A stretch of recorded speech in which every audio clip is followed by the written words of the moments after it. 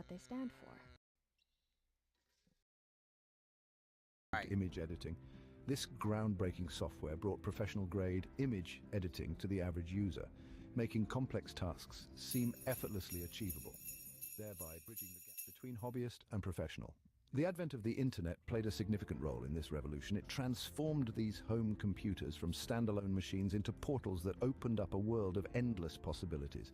It provided a platform where information flowed freely, connecting people and ideas like never before. In essence, these advancements not only enhanced the capabilities of home computers, but they also made them more accessible and less intimidating. They transformed the perception of technology from something reserved for the elite to something that was intertwined with the lives of the average Joe. Person. This home computer boom turned computers into an integral part of our everyday existence. In the 90s, we witnessed a profound shift in the landscape of popular culture, and it was impossible to discuss the era's technological breakthroughs without mentioning the entertainment industry's game changers. This was an epoch of unprecedented advancements, a time when technology was evolving at breakneck speed.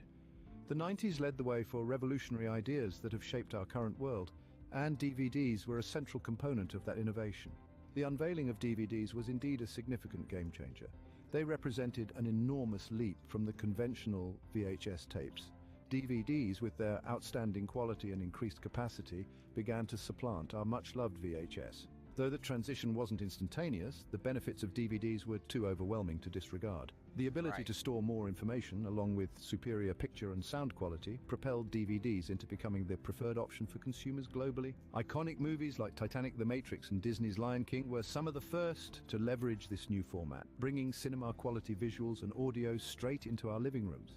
This was an innovation that marked a formidable stride forward in the entertainment industry, raising the bar higher for standards and expectations. Simultaneously, the gaming world was on the brink of a revolution. The introduction of Sony's PlayStation and Nintendo 64 consoles represented a tectonic shift in the landscape of video gaming. These gaming systems, with their advanced graphics and immersive gameplay, signified a massive leap forward from their forebears. Games like Final Fantasy VII for PlayStation and The Legend of Zelda: Ocarina of Time for Nintendo 64 not only tantalized the senses with their breakthrough graphics and complex narratives, but also set new standards for what video games could be. They transformed not only how we play the games, but also drastically reshaped the idea of home entertainment. PlayStation and Nintendo 64 consoles evolved beyond mere gaming devices to become the embodiment of cutting-edge technology and innovation, leaving an indelible mark on the home entertainment. The 90s bore witness to the inception of Google, the world's most extensive search engine.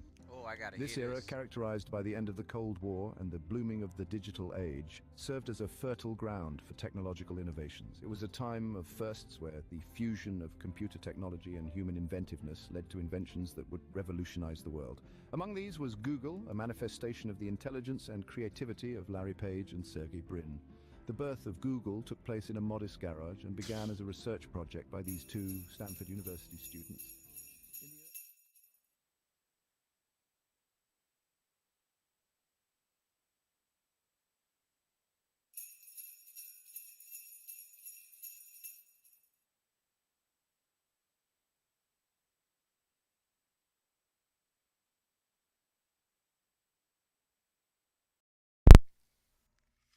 Check, check.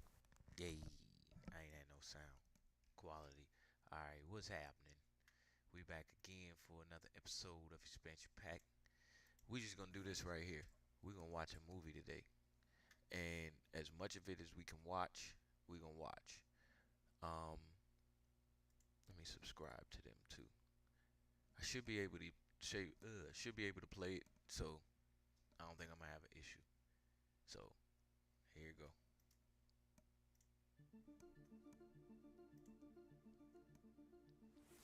The ancient Sumerian tablets describe the stories of the gods, their adventures, deeds, and battles, leading to the creation of the heavens, the earth, and humanity. Many of these formation of the early solar system, and in many ways, the theories appear to add up. However, as the tablet stories continue on, they are read in a different way, as if these gods were not deities at all, but physical beings who came to the earth and were involved in human history.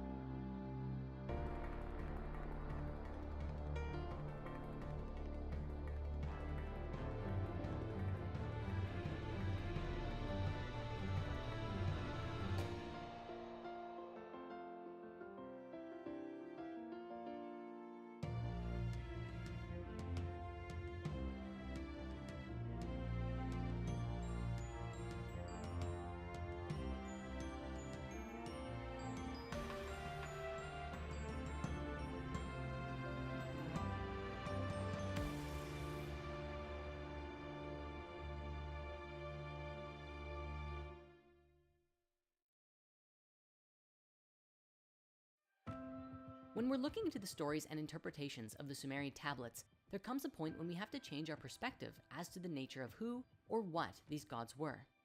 For so long now, we've been observing the interpretations where these deities are essentially a storytelling method to explain the creation of our solar system in the form of planets.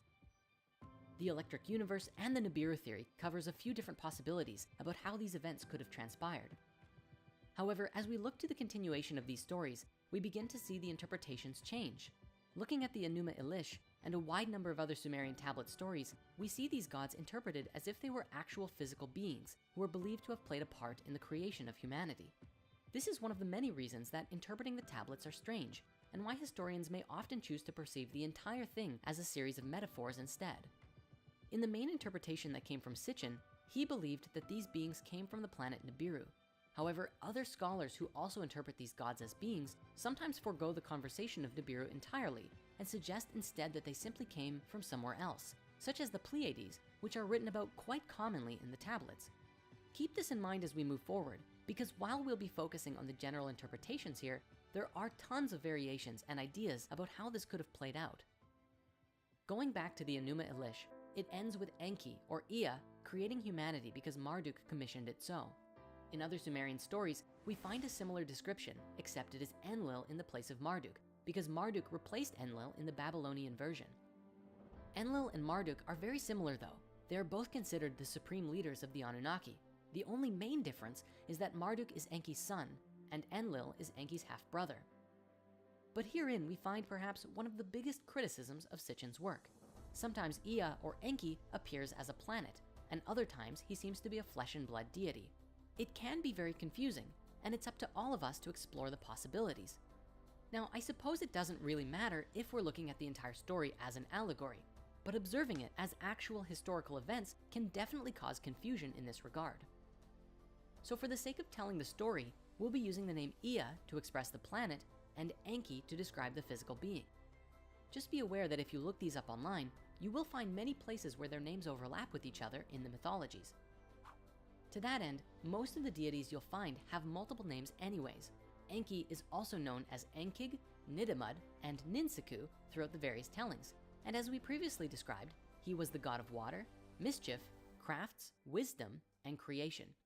Enlil, his brother on the other hand, was known as Elil and Nunamnir, and he was the Sumerian god of the air, and was more powerful than any other elemental deity, eventually being worshipped as the king of the gods. He was also the son of Anu, and together, the three of them formed a triad which governed the heavens, earth, and underworld, or alternatively, the universe, sky and atmosphere, and the earth itself. After Anu, Enlil was the most powerful of the Mesopotamian gods, keeper of the Tablet of Destinies, which contained the fates of both gods and humans. But in that case, who was Anu, and what were the Anunnaki? That's a great question, but before we can answer it, we're going to have to look at another question first. So let's do the time warp again and return to that burning question from so long ago. Who are the Nephilim? As we've discussed, the Bible speaks of these people or beings called the Nephilim. There's a lot of debate today as to who and what these beings were. Looking back to the original Hebrew translation, we see the word Nephilim directly translates to the fallen ones. Today, many believe this to mean that they were fallen angels, which seems to be what was depicted in the 2014 film Noah. Sitchin, on the other hand, believed the translation was a bit different. He read fallen ones to mean those who came down, and that they didn't fall, but landed here in some kind of spaceship. To him, the Nephilim were the people of the fiery rockets. Of course, this is one of those translations that doesn't seem to often hold up well to scrutiny, but it's interesting given the context of these stories nonetheless. We should note that in his writings, Sitchin commonly used the name Nephilim in tandem with the Anunnaki, also written sometimes as Anuna. But personally, I'm not certain that this is the best use of these titles. You see, the Anunnaki are believed to have been the descendants of Anu, the Sky Father, and the two most prominent leaders of this group are Enki and Enlil. Beyond that, there's a lot of inconsistency between how many Anunnaki there were and what roles they fulfilled. For example, in the Enuma Elish, there's only a small handful of gods who are introduced. Tiamat, Enki, Marduk, you know the group.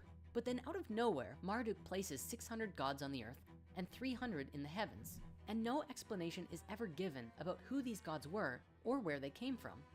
Later on in our own history, the ancient Hittites identified the Anunnaki as the oldest generation of gods who were overthrown and banished to the underworld by the younger gods, which is curiously what is described in the Enuma Elish itself, and reflects the stories of the old Titan gods in Greece being overthrown by a younger pantheon. In the Bible, we see the following passage. The Nephilim were on the earth in those days, and also afterward, when the sons of God came into the daughters of men, and they bore children to them. Those were the mighty men who were of old, men of renown. Well, they better have been courtly and romantic, because if that line is implying anything else, I don't like it. The Bible describes that they were the offspring of the sons of God and the daughters of men, essentially making the Nephilim be a little bit more like demigods, a hybridized species born of the gods, who would have been the Anunnaki and humans together. It's theorized this could be where demigods in general came from, such as Hercules, who is the son of the god Zeus, and the mortal woman named Alcmene. The result of this made Hercules fully human, yet who had the gift of the tremendous strength of a god. Of course, depending on who you're speaking with, the concept of Nephilim could just come from a mistranslation of the Bible, and the Anunnaki being simply an ancient Mesopotamian archetype. For the sake of the story, I will be telling the tale from the perspective that the Anunnaki are physical beings. But as always, feel free to interpret this however you like, and please share your thoughts in the comments below as to what you believe these Anunnaki were. This story begins several 100,000 years ago and starts in the midst of a drama involving the Anunnaki, the planet Nibiru, and our Earth. Sitchin wrote that he believed that the planet Nibiru was inhabited with life at one point in its history. He wrote that the dominant species on the planet were bipedal in stature and had evolved conscious minds. They were the Anunnaki. These beings were said to be much bigger than we are today, with the women being about 10 to 12 feet and the men being 14 to 16 feet tall, which you might recall relates with the various levels of consciousness we explored way back in Spirit Science 11 and 12. The Anunnaki were not immortal, but they had exceptionally long lifetimes compared to what we're used to. Sitchin's translations estimated their lifespan to be somewhere between 360,000 and 500,000 Earth years. However, another scholar, Lawrence Gardner, suggested the Anunnaki only had lifespans of 50,000 years. The Anunnaki have been described in several different ways. Most commonly, they are depicted as tall, bearded men, and sometimes there are women and children depicted as well. However, they sometimes are interpreted to have been crocodile-like in nature or with reptilian features. If you're familiar with a lot of New Age ideas, you might have heard of the idea of reptilians, which are said to be bipedal lizard creatures and are usually the antagonists in the human story. However, just as there are reptile humanoid statues from ancient Sumer, so too are the Anunnaki also depicted as bird-like, which Sitchin believed was simply their space helmets. Either way, both of these depictions of the Anunnaki, as reptiles or birds, are scarce, with the tall bearded men version being the most prominent. I do believe that regardless of what these beings looked like, it's the bearded image of these so-called deities that gave us our common Christian image today, God as an older gentleman with a long beard. To that end, even Sitchin fought the idea that the Anunnaki were reptilian beings, and this was because he wanted his theory to fit with the Bible. To him, the gods could not be in the form of the biblical serpent. Nevertheless, these different depictions have given rise to a lot of online debate about what these beings could look like, if they're even literal physical beings to begin with. Many proponents of the reptilian theory suggest that these beings are actually shapeshifters as well, and can change their form at will, which is why there are different depictions of them throughout history. This adds an entirely new dimension to the discussion and gives rise to the popular conspiracy theory that they could even be living among us today in secret. At any rate, for the focus of this series, we're going to keep to the depiction of the Anunnaki as these bearded humanoids, and we'll come back around to the alternate depictions sometime later on. One of the most important Sumerian gods is the Sky Father named Anu. A number of Sumerian texts discuss Anu, but not all agree to every aspect of his existence, such as where he came from or what he actually is. Despite the fact that we previously observed Anu as Uranus, on an allegorical level, Anu could simply be the way that the Sumerians personified the sky, and therefore the Anunnaki are those who came from the sky and outer space. The name Anu is the root word of Anunnaki, which is sometimes translated as offspring of Anu or princely offspring. This is why Sitchin believed that they were the species that came from above and beyond our planet. Anu was the heavenly father, and those who descended from the sky were his children. Once again, we see descriptions of God today as passed down throughout history. in Christianity, God is called the Heavenly Father, the origins of which we find with Anu, the ancient Sumerian god of the sky. According to Sitchin's translations and theories on the subject, the Anunnaki were technologically advanced beings living on the planet Nibiru. Let me also be clear that in Sitchin's book, The Lost Book of Enki, he puts forth a potential version of this ancient past drama, which is really epic, but also very elaborate and long. Honestly, this book would make a great Hollywood movie, just saying. Actually, in a way, it kind of already has. And I just want to take a moment to give a huge shout out to the band and team behind Messengers of the Wind, an animated rock opera that you can watch right now on YouTube. The whole thing is seriously amazing, and I just had to give it some mad props right here and now. As for today's exploration of this theory, we're just going to be going over the essentials. Otherwise, we could literally be here for a week.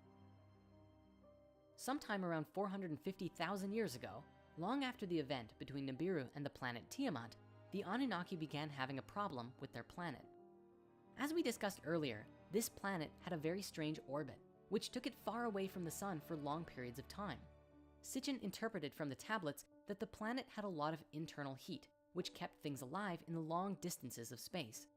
However, over time and with the cooling of the planet, and potentially even the widening out of its rather sharp orbit, Nibiru grew colder and colder during its long voyages away from the sun, and the planet was slowly becoming less habitable.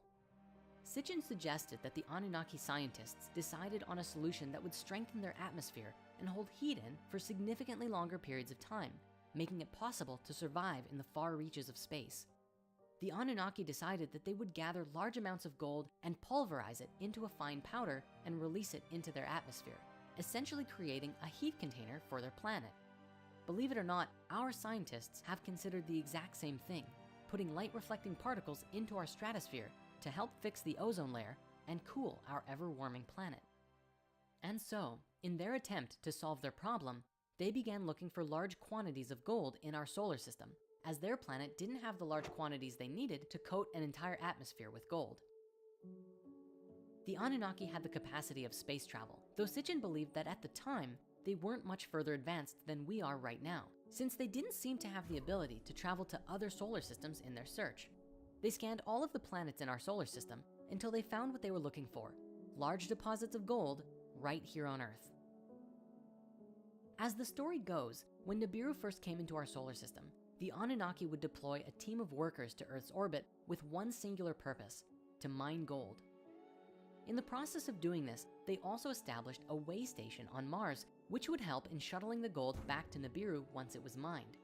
Sitchin also believed that they had, during this time, built the face on Mars as a monument to an Anunnaki who had died there, after playing a pivotal role in finding the gold, which was going to save their planet. To lightly touch on the subject of the face on Mars, when you investigate this yourself, you'll find two prominent stories. One is the official response from NASA, which says that it's just a natural rock formation which, due to the way the light was hitting it at the time of the photograph, created this image of a face, but ultimately, it's just an illusion. Generally, those who question this perspective are often subject to ridicule. And so of course we have to go there. It wouldn't be spirit science if we didn't. On the other side of the spectrum, you'll find ex-NASA scientists and astronauts, retired US Army command sergeants, and a university physics professor, along with a number of ancient astronaut and conspiracy theorists who put forth that the face, along with a set of nearby mountainous structures that look an awful lot like pyramids, are the remnants of an ancient civilization. Now, please know that I fully understand this is a huge claim, and one that we don't take lightly, so please allow me a moment to share with you what we've come up with while investigating this whole thing. In a lecture given in 2009, Bob Dean, a retired command sergeant major, said the following. Ladies and gentlemen, my government, NASA, NASA, which many of us in the United States say stands for never a straight answer, proceeded to erase 40 rolls of film of the Apollo program. The flight to the moon, the flight around the moon, the landings on the moon, the walking guides here and there. They erased, for Christ's sake, 40 rolls of film of those events. Now we're talking about several thousand individual frames that were taken that the so-called authorities determined he did not have a right to see. Oh, they were disruptive, socially unacceptable, politically unacceptable. I become furious. I'm a retired command sergeant major. I was never famous for having a lot of patience. Now, another man named Brian O'Leary, who was a NASA astronaut and a close friend of Carl Sagan for many years, expressed in an interview with Project Camelot that a huge rift was created in their friendship over the face on Mars. Carl and I debated this, and it was very disappointing to me because not only was Carl wrong, he also fudged data. He published a picture of the face in Parade magazine, a popular article saying that the face is just a natural formation. But he doctored the picture to make it not look like a face. And I began to realize just directly, from a scientific point of view, not only hearsay, that this man was colluding with NASA, that there might be more to this than before. And then when I started studying things like MJ-12 and other organizations that were covering up the UFO phenomenon, Carl was on a committee with a number of notable people. There was a report issued by the Brookings Institution in 1961, and that's about when I knew Carl. During those years, the 60s mostly, is when I worked closely with him, that he and this other group said, well, if any ETs ever showed up on the Earth, it has to be covered up. That's the only way we're going to be able to manage this, because if we can't, it would be too much of a culture shock. So their recommendation to the government in 1961 was to cover up the UFO phenomenon. And I think in a way that provided a justification for the ongoing cover-up. Way back in '61 was to keep things secret. But Bob and Brian aren't alone in their claims. We also find very accomplished scientists and mechanical engineers who are involved with NASA who basically share the same story. We'll share some links in the author comments so that you can read up on all of these responses to Cydonia and the face on Mars. And with that, it's about time we return to our story. Now, in the Enuma Elish, it says that Marduk placed 300 Anunnaki in the heavens and 600 on the earth, or the netherworld, depending on the translation. And all of these Anunnaki were led by 12 leaders. Sitchin believed that this was attempting to describe that there were 600 worker Anunnaki who came to Earth to dig the gold, who were led by 12 supervisors or bosses.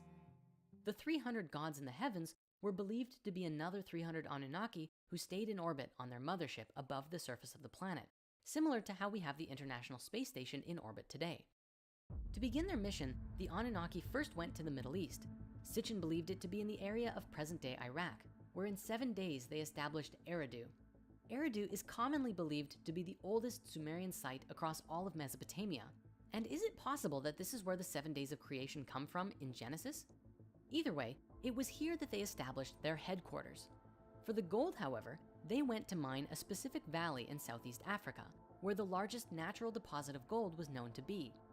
Of the 12 supervisors, Enlil was the leader of the whole operation, and Enki was second in command.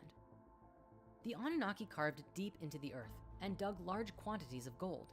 Then, every 3,600 years when planet Nibiru came around, they would shuttle the gold to their homeworld and return to digging while Nibiru traveled its orbit again. Now, according to Sitchin and supporting theorists, they dug for a very long time, about 100,000 to 150,000 years before the rebellion took place. Somewhere between 300,000 and 200,000 years ago, the Anunnaki workers rebelled against their bosses. They did not want to keep digging in the mines. One can easily imagine them saying, "We've been digging gold for 150,000 years, and we're tired of it. We're done." The rebellion presented a problem for the supervisors, and something had to be done. This is where Enlil and Enki come into the story in a very prominent way. If you recall, in the original Sumerian story, we had 2 versions of the conception of humans. In one, it was Namu's idea, and in the other, Enlil told Namu the idea, who gave it to Enki. So as our story goes, during the time of the rebellion, Enki's mother communicated with Enki while he slept, sending him a vision saying, "Oh, my son, arise from thy bed, from thy slumber. Work what is wise, fashion servants for the gods." Due to the variations, it's not clear about where the true origins of this vision come from, but nevertheless, Enki awakens from this vision-filled slumber and suggests creation of servants for the gods. According to the story, Enki himself creates human beings out of a mixture of clay and the blood of the slain Kingu. This is another time where we have two different interpretations converging on each other, because earlier we saw how Kingu was interpreted to be the moon, but now Kingu seems to be a being with flesh and blood, for it is with Kingu's DNA that provides the necessary ingredients for human genetics. What is Kingu, really? Looking at the rest of this description, we see a few more possible interpretations. To some, the term clay doesn't mean like physical clay, but earthly matter, including pre-existing life. And many believe that this line actually means that humans were created in a synthesis of Anunnaki DNA and the DNA of the highest form of primitive life available on the earth. This then would suggest that humans weren't necessarily created, but came from a modification of an earlier hominid species, which was most likely either Homo erectus or Homo heidelbergensis. For years, we've been struggling to find the missing link between our species, Homo sapiens, and our predecessors, and this search is still taking place today. Perhaps this is our missing link. What's especially interesting about this is the timeline, because we currently understand that Homo sapiens emerged roughly 200 to 300,000 years ago, which is said to be right about when the Anunnaki rebellion took place. Throughout the tablets, genetics and the transformation of the human being are recurring themes. In the Flower of Life books, which originally put a lot of different pieces together in these stories, Drumfalo puts forth another piece of information that is very intriguing. He describes that in order to create a new species, you need both a father species and a mother species. Just like in order to create a child, you need a mother and a father. Drumfalo said that the Anunnaki were our mother species because they did the actual birthing, and that our father species were actually the Sirians, or at least a species from the star system Sirius. So to be very clear, these beings came from Sirius, not Syria, which is one of the closest stars to us and the brightest star in the sky. Well, not counting the sun. Okay, second brightest. Now, while the Anunnaki were primarily a third-dimensional species, the Sirians were fourth-dimensional, and so were able to come to our planet in a way that was probably like tessering from A Wrinkle in Time. In a stunning ritual, he described that these beings traveled here interdimensionally and entered directly into the womb of the halls of Amenti and before the Flower of Life, the sacred heart of all consciousness on the planet. Because they understood everything was light and energy, in their fourth dimension, they created 32 rose quartz slabs and then laid down upon them and entered into a long meditation, conceiving a new consciousness. Then Enki, on the third dimension, created a laboratory human egg, a genetic fusion of Anunnaki DNA and the DNA of the previous hominid species, and put them into Anunnaki women who were volunteering to do this. The new seeds of consciousness created by the Sirians then entered into the eggs and impregnated the women who nurtured them for what probably felt like 9 months or so and bore them as children. Now, let's be clear that this part about the Sirians is not found in the Sumerian tablets themselves, and so it's not grounded in any ancient writing. But it's a very compelling idea nonetheless, especially because of its implications, that the Anunnaki developed our bodies, but not our souls. And I mean, who knows? Maybe they were the bird people. Then again, it might all just be a fun idea and nothing more, because just as much as the Sirians could be said to be our father species, it could also be said that Homo erectus was our father species, the seed that was nurtured into something new. Ultimately, after all was said and done, the tablets write that the Anunnaki had created an entirely new species of life on planet Earth, and that species was us. The legends in the ancient tablets are very clear that the Anunnaki created humans to support and serve the gods, and help maintain all of creation. A lot of questions still remain though. What happened once we were created? And how did we earn our freedom? The plan for the Anunnaki was to create a more advanced race than Earth had at the time, to use for the purpose of mining gold and performing other laborious tasks. This, according to these interpretations of the ancient Sumerian records, was our original purpose as a species, a slave race to mine gold. Sitchin believed that the Anunnaki's original intention was to use us to mine all of the gold that they needed and then destroy our race and leave the planet once they had no more use for us. What's amazing about this interpretation is that there are some incredible discoveries we've made in recent years that lend some merit to the story. As we previously discussed, we have first the timeline itself. The sudden emergence of Homo sapiens 200 to 300,000 years ago is a huge piece in the puzzle. What caused this dramatic jump in evolution from Homo erectus or Homo heidelbergensis at this time frame? Today, archaeologists still have a difficult time explaining it. I don't want to outright suggest that it was explicitly the Anunnaki, Maybe it was a big cosmic monolith from 2001, A Space Odyssey. That'd be pretty cool. Then again, the tablets say it was Enki, so let's go with that for now. Now, here's where we have something very curious, and if you haven't heard it before, brace yourself, because it's pretty amazing. Right in the area where the Sumerian records state that we mined gold, archaeologists have found what may actually be gold mines, and these ancient ruins are believed by some to date back as far as 200,000 years. Stay open while we go through this, because there's a lot of mystery here, and even more debate around the nature of these ruins, so we'll do our best to cover all sides of the argument. Archaeologists, anthropologists, and historians don't really have an answer about how these colossal sites could exist back from 200,000 years ago, which is why many still debate that they're only 25,000 years old, or somewhere between those numbers. The general consensus in the mainstream world is that they're just early human settlements, not gold mines. However, even if this is true, even if these sites are not ancient gold mines, the magnitude of these ruins, even dating them at their most recent date, throws a huge wrench in our modern preconceptions about the origins of agriculture and civilization, with historian Professor Peter Delius and archaeologist Dr. Alex Schumann putting forth that they are a clear indication of an ancient technological and agricultural innovation long before the colonial era. Along with these amazing insights, we also have the discovery of what is now called Adam's calendar, which is a curious arrangement of ancient blocks aligned perfectly with the movements of the sun, solstices, and equinoxes. Today, these sites are known as the Baconi ruins, named after the Baconi people who trace back to the early 16th century, despite clear evidence that these ruins date back thousands upon thousands of years prior. The ruins themselves today are generally neglected by the government and heritage institutions and are getting damaged over time, but some have been saved thanks to the initiatives of private owners.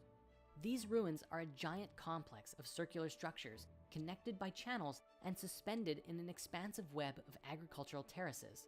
If we assume these were dwellings, some suggest it could have held an absolutely massive population, which is unimaginable to think something like this could exist so long ago. But now, here's where things get even more interesting. Extensive electronic measurements that took place of these ruins in 2011 have shown that the circular stone ruins are actually energy generating devices, using the natural sounds that emanate from the earth to create strong electromagnetic fields as a result of sound amplification. The shapes of these circular ruins are specific and unique because each circle represents the cymatic pattern of the sound energy as it appears on the surface of the earth at that point. And just briefly, in case you're unfamiliar with it, cymatics is a word derived from the Greek chyma, meaning wave, and ta chymatica, meaning matters pertaining to waves. The study of cymatics was pioneered by a Swiss medical doctor and natural scientist named Hans Jenny. He was able to create a physical representation of vibration, or how sound manifests into form, through the medium of various materials. This fascinating work offers profound insights into both the physical sciences and esoteric philosophies, and illustrates the very principles which inspired the ancient Greek philosophers. These cymatic images are truly awe-inspiring, not only for their visual beauty in portraying the inherent responsiveness of matter to sound, but also because they inspire a deep recognition that we too are intrinsically connected to the same complex vibrational matrix of reality. As we explored way back in Spirit Science 7, the particles that make up the entire universe move in these very same geometric wave-like patterns. So we can see that at every level of reality, the essence of cymatics is present. Now, let us pretend that these really are ancient gold mines, as many people today believe they are. It would appear then that with a deep understanding of the phenomenon of cymatics, that the Anunnaki were able to mine gold, or perhaps move it around using the frequencies of the earth, and thus their gold mines were designed very specifically to resonate with the sounds of the planet, allowing them to do their work more easily. We know today that sound levitation is fully a thing, and may even be a great key to flying vehicles one day. So is it possible that these sites are the ancient remnant of sound levitation and like uses on an absolutely massive scale? Some sites, such as this one, are even more unique, having seemed to be constructed to very precise phi ratios. I know that so far we've been drawing all of these miners with pickaxes, and we're going to continue to, but please know that this is for the ease of telling the story for us today. To these ancient miners, they'd probably think pickaxes were a fairly limited and primitive technology. Regarding these ruins, the man responsible for leading the research on the electromagnetic fields of these sites is Michael Tellinger, who wrote the following about his experience there. I have measured these spectacular energies and electromagnetic waves and therefore do not hesitate to make these claims. The fact that these circles are all connected by the stone channels makes it very clear to any scientist who works with electricity or energy that the stone circle complex is a giant energy generating grid that was most likely used in the mining and processing of gold on a scale unimaginable to us today. From Michael's work, he suggests that there was a civilization living at the tip of South Africa, mining gold for nearly 200,000 years, a civilization which at some point completely and suddenly vanished from the radar. Now, for those of us today who don't believe these stories are true, we must ask the question, what in the blazes were ancient primitive humans doing with all of that gold? What did we use it for? Keep in mind, the general consensus is that at this stage in human evolution, we were purely hunter-gatherers. It was not until after 9,500 BCE that the 8 so-called founder crops of agriculture appear, and these ruins are dated significantly older than this. We know today that gold is a very soft metal, and not really something that we could use like other metals, certainly not if we were so primitive, as most of the world's historians agree that we were. Critics often put forth against Michael Tellinger and his claims that these sites could not possibly be gold mines because there is no ancient artifact that we know of today made of gold that exists before 4,600 BCE. Then again, if the Anunnaki were shipping the gold off to their planet or wherever, it would make sense that humans wouldn't be crafting things out of it anyways. It is most certainly an extremely unique puzzle, made even more amazing by the fact that Sitchin wrote the Anunnaki were mining gold in Southeast Africa way back in 1976, long before the discovery of these sites truly came to light. For all of the people who claim that Sitchin didn't even know how to read the tablets and all of his interpretations are wrong, I pose the question, how is this even possible? Now, I know what you might be thinking. Michael Tellinger read a Sitchin book, went to Africa, and then claimed some old ruins that he found were gold mines. And you know what? Maybe he really was looking for them. However, if we consider that he is correct and that the energetic and cymatic readings of the site truly do indicate that they were gold mines, then it really does call us to reevaluate everything we think we know about human origins. The back and forth between historians and archaeologists on this, and even naming the ruins after the Baconi people, reminds me of exactly the same thing that happened around the age of the Sphinx. Today, Egyptologists stand definitively behind the idea that the Sphinx was built around 2500 BC by the pharaoh Khafre, despite significant archaeological evidence, such as the weathering patterns on the Sphinx, that prove it is significantly older, at least 12,000, if not 35,000 years old. The way that skeptics treat Sitchin and his work, you'd think he was just throwing darts at a map, and wherever they landed was wherever he pegged the story to take place. But if those ruins truly are the remnants of gold mines, then we have to ask the question, was Sitchin actually able to read the tablets better than everyone else in recent history?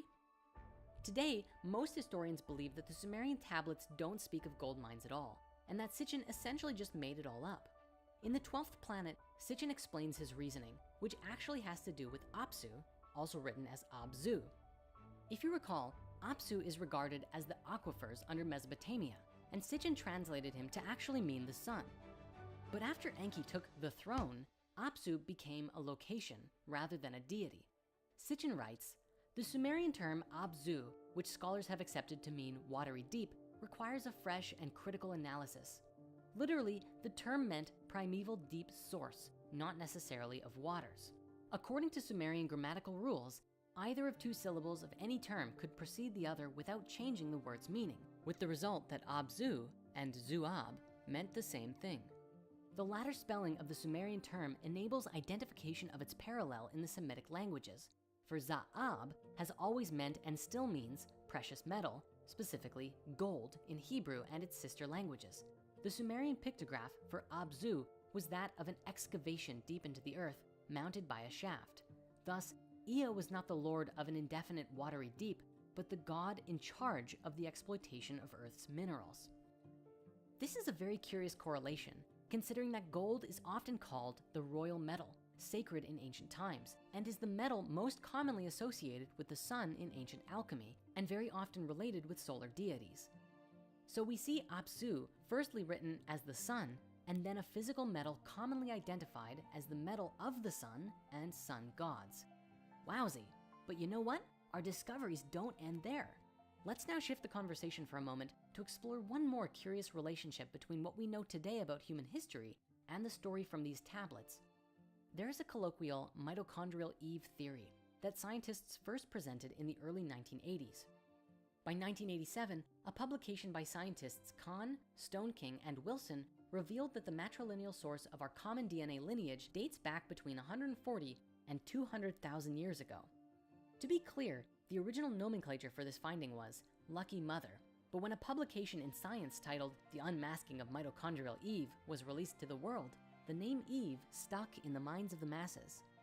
Just to make sure there's an understanding of these results, they refer to a common matrilineal mitochondrial line, a common root for all humans. What's so interesting here, and why this research has relevance to this part of the story, is that the first collective person happened to come from the same exact time frame and valley that humans were mining gold in. The latest research on this from 2013 serves only to create an even more robust data set to support the original date and region of mitochondrial Eve. Isn't it so remarkable that the original theory and still prevalent out of Africa theory of human origin just so happens to point to the same valley where the Sumerian records say that it all started? Coincidence? You decide. Let's now bring ourselves back to the story, sometime around 200 to 300,000 years ago, when Enki created humanity. If you are knowledgeable of Greek mythology, this part of the story sounds very familiar to Prometheus, the ancient titan who created humanity out of clay. Like Prometheus, Enki stands up for the human race when in conflict with the gods, most of all, Enlil. From a more scientific perspective, the tablets seem to depict Enki as a geneticist who used some form of advanced technology to clone and create this new kind of human. There's even tablet images that depict a pattern that looks an awful lot like a DNA strand. Despite Enki's work, Enlil was still in charge of the operation and would command Enki to modify the genome as he required. Sitchin explains that the combination of earthly clay mixed with divine blood to create the prototype of man is firmly established by the Mesopotamian texts. We also see this reflected in Genesis 2, where Elohim fashioned Adam from the clay of the soil, and he blew in his nostrils the breath of life, and Adam turned into a living being with a soul. The Hebrew term commonly translated as soul here is nephesh, that elusive spirit that animates a body and seemingly abandons it when the physical form dies. Interestingly, the term Adama, after which the name Adam was coined, originally meant not just any earth or soil, but specifically dark red soil. The Hebrew name for the color red is also Adam, which stems from the word for blood. This name Adam employed a Sumerian linguistic play of double meanings. The Adam could mean several things: one of the earth, one made of dark red soil, and especially the one made of blood. The Sumerian texts also speak of attempts to craft a perfect primitive worker, which along the way resulted in deformed humans created by Enki and the mother goddess Ninhursag, which you might remember from her other name in the Babylonian story, Damkina. Essentially, in an attempt to perfectly match the genome of their human prototypes with the Anunnaki, there were some mistakes that were made along the way through a process of trial and error. Ninhursag also has another name called Ninmah, and in one particular ancient story called Enki and Ninmah, describes a bunch of awkward failures.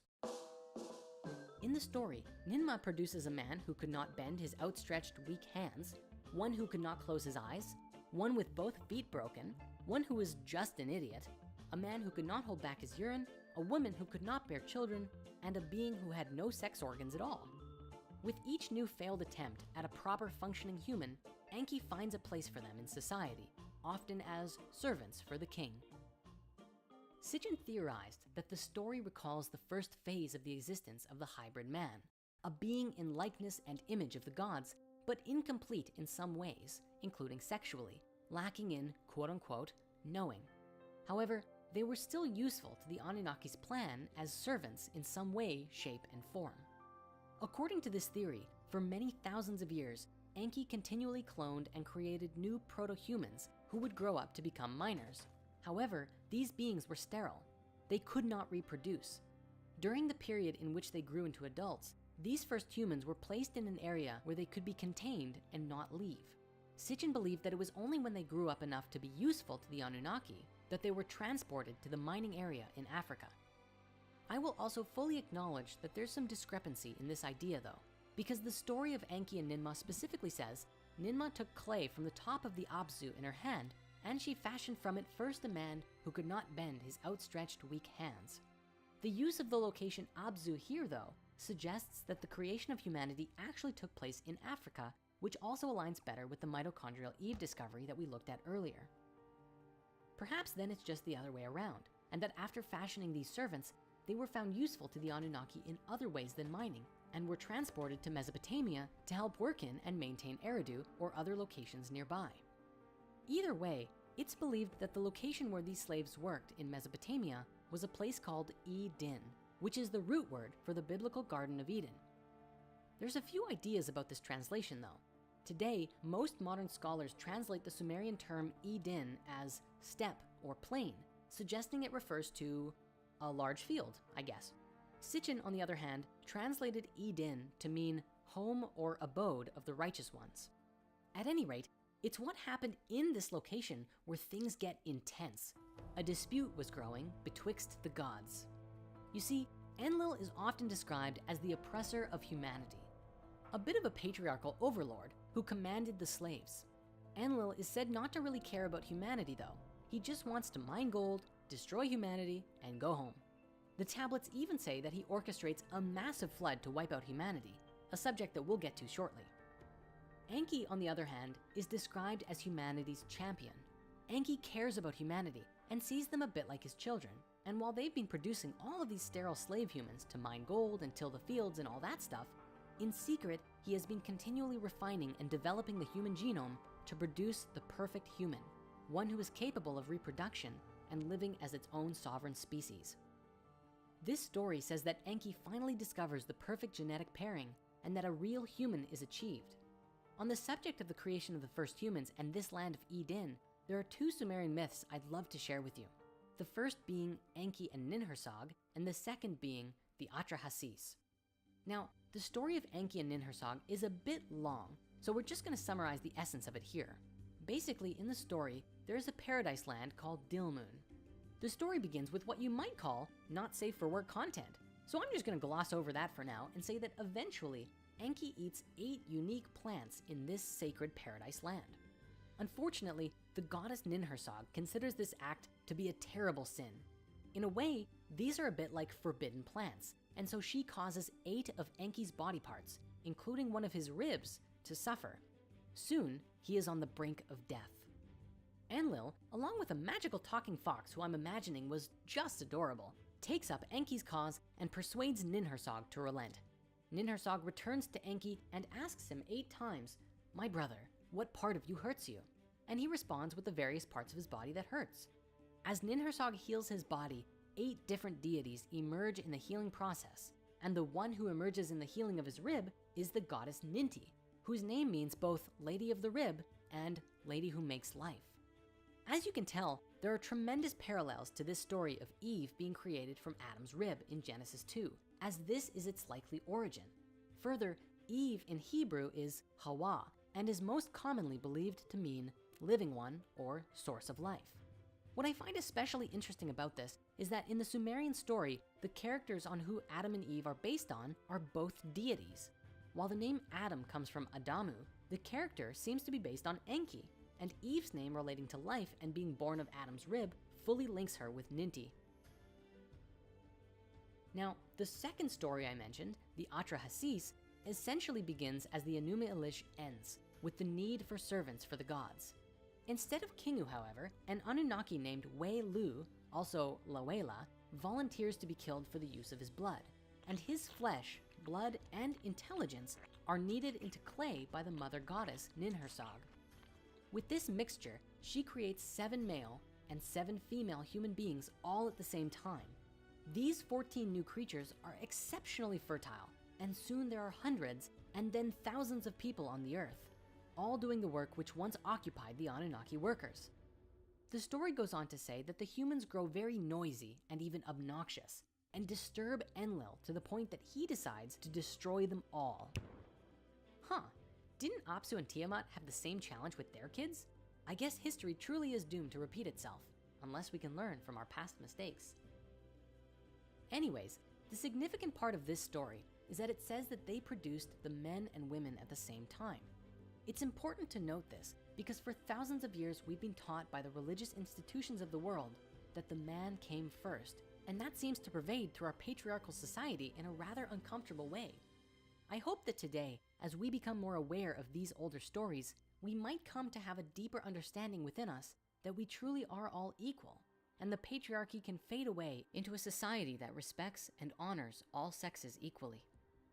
Returning to the main story, we saw Enki and Ninhursag have been toying with the genetics until they could create a perfect being, one who could reproduce and think for themselves. The moment they did, it marked a huge turning point for everything, because the success of this experiment changes the human genome to enlighten mankind. But as mentioned before, this was the beginning of a huge problem, because Enlil did not want humanity to become a sovereign species of their own. He had plans to make little robot people to work for him, and then he was gonna just outright destroy them all. When he found out what Enki had done, he was furious and exiled the humans from the Anunnaki settlements. Now, as a side tangent, here's something I think you're really going to enjoy. In the first episode of Ancient Civilizations on Gaia, Greg Braden explained something that is positively mind-blowing, a very relevant discovery found within our own DNA. Check this out. Shedding new light on these creation stories is with the mystery of human chromosome number 2. Human chromosome number 2 is the second largest chromosome in the human body. It forms about 8% of the DNA in every cell. And what makes it such a mystery is that it appears to be the result of an ancient fusion of pre-existing chromosomes from primates that have been fused in a very precise way, and the fusion site has been modified and stabilized so that human chromosome number 2 is optimized for us today. This has happened in a way that cannot be explained by evolution as we know it today. Now, why is this important? Human chromosome number 2 contains the genes that largely set us apart from all other forms of life. The cortex of the human brain that gives us the ability for things like logic, empathy, sympathy, compassion, the ability to consciously trigger conscious states of self-healing within our bodies. These are possible because of what has happened with human chromosome number 2. Could chromosome number 2 be the work of a master geneticist, otherwise known as Enki from the Sumerian text? With this revelation, the tablets give us a significantly different perspective of the Garden of Eden story and our origins. Now, at this time, I have to encourage you to really practice looking at this openly without judgment or fear, because there are deep roots within our psyche from generations of institutional Judaism and Christianity that have essentially indoctrinated us into believing a very specific ideology. For example, the serpent in the Garden of Eden is said to be Satan. Generally, if you suggest an alternate interpretation to this, people naturally assume you must be evil yourself. So with that as a disclaimer, we get to see that the myths on which the Garden of Eden story were based actually suggests that the character who eventually was written to be the snake was really freeing us from our captivity. It was due to Enki's modification that we tasted a form of knowledge that we were not previously capable of comprehending, thinking for ourselves, becoming self-aware, and capable of doing anything because we were no longer running on the Anunnaki programs, but our own unique consciousness. However, this also came at a price. We were capable of doing anything, including experiencing within us both good and evil. We had tasted from the fruit of knowledge of good and evil. Perhaps this is why the snake was written to be Satan in the creation of the Old Testament, because they had stories of paradise and gods from their ancient history, and the authors naturally assumed that the exile from the Garden of Eden was a punishment. In a way, it was, because we had to learn to fend for ourselves from now on. But ultimately, that would bring us to, over the next thousands of years, evolve our consciousness higher and higher and become the beings that we are today. The beautiful thing is, we are still growing, and one day we will evolve to the point where we will know and understand that we are all connected, and we will travel and explore the universe and experience a life almost unimaginable to us today. Now, there's one more fun thing about all of this that I wish to share with you. Genesis 3:8 says, "Then the man and his wife heard the sound of the Lord God as he was walking in the garden in the cool of the day. And they hid from the Lord God among the trees of the garden. But the Lord God called to the man, 'Where are you?' He answered, 'I heard you in the garden, and I was afraid because I was naked, so I hid.' And he said, 'Who told you that you were naked? Have you eaten from the tree that I commanded you not to eat from?'" Okay, let's break this down. First, God is walking through the garden. He's walking, implying he has a physical body. In this classic scene, God is walking through the garden calling for Adam and Eve. He doesn't know where they are. He's God, but he doesn't know where Adam and Eve are? He calls for them and they come. He doesn't know that they ate the fruit until he sees them trying to hide themselves because they are ashamed. It is only then that he realizes what they've done.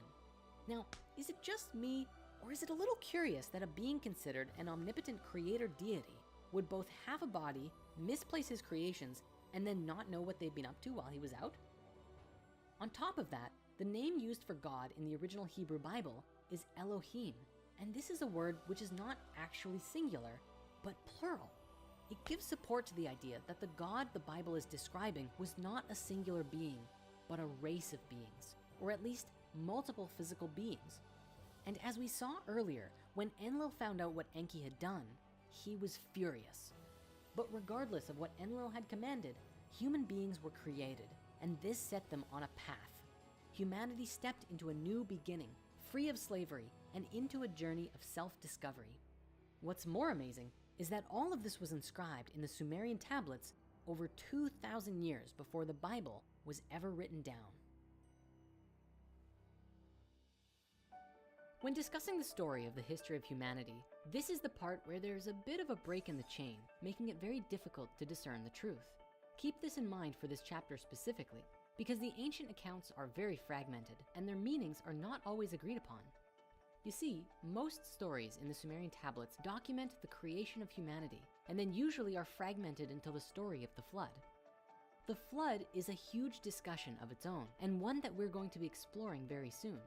However, there is a big mystery of what happened in the middle. In order to make sense of it, we have to look to a few different sources. It's definitely one of those subjects that I really encourage keeping an open mind about, because there are several different key versions and stories about what happened, from James Churchward's account of Mu, to the Book of Enoch, to Plato's account of Atlantis, which may have even come from ancient Egypt. Along with that, we will also touch upon the Emerald Tablets of Thoth and other myths and legends from around the world, and of course, Drunvalo's account from his books, The Ancient Secret of the Flower of Life, which, as we mentioned before, did an amazing job of putting a complete story together only a few decades ago. According to Drunvalo's version, from the time of Adam and Eve, our race developed in two strains. One that could live free from enslavement, although they were still monitored, and the others that were destined for a life of slavery.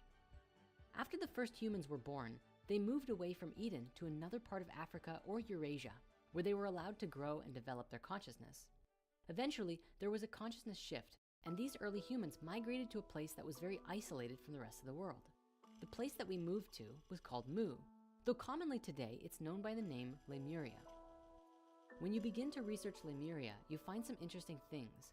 The original theory for Lemuria was that it actually was an island or a stretch of islands located in the Indian Ocean, connecting Madagascar to India. The name Lemuria actually came about from a 19th century controversy over Darwin's origin of species.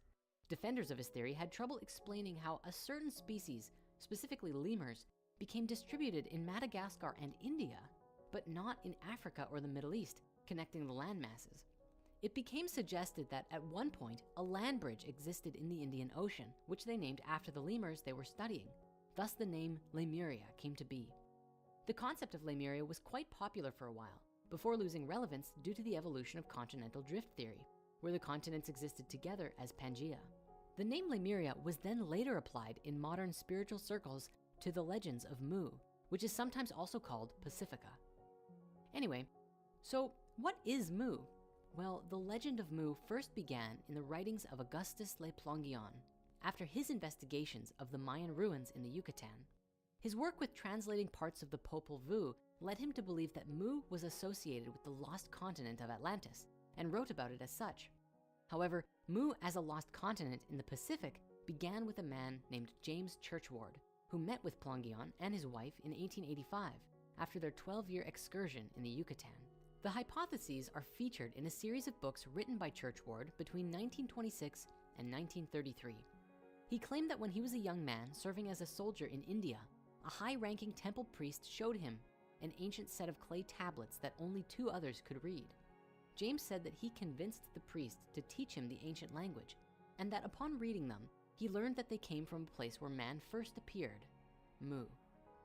James gave a vivid account of an ancient advanced civilization, the Nakals, who flourished sometime between 50,000 and 12,000 years ago. Mu was said to have 64 million inhabitants and 7 major cities, with colonies established throughout the other continents.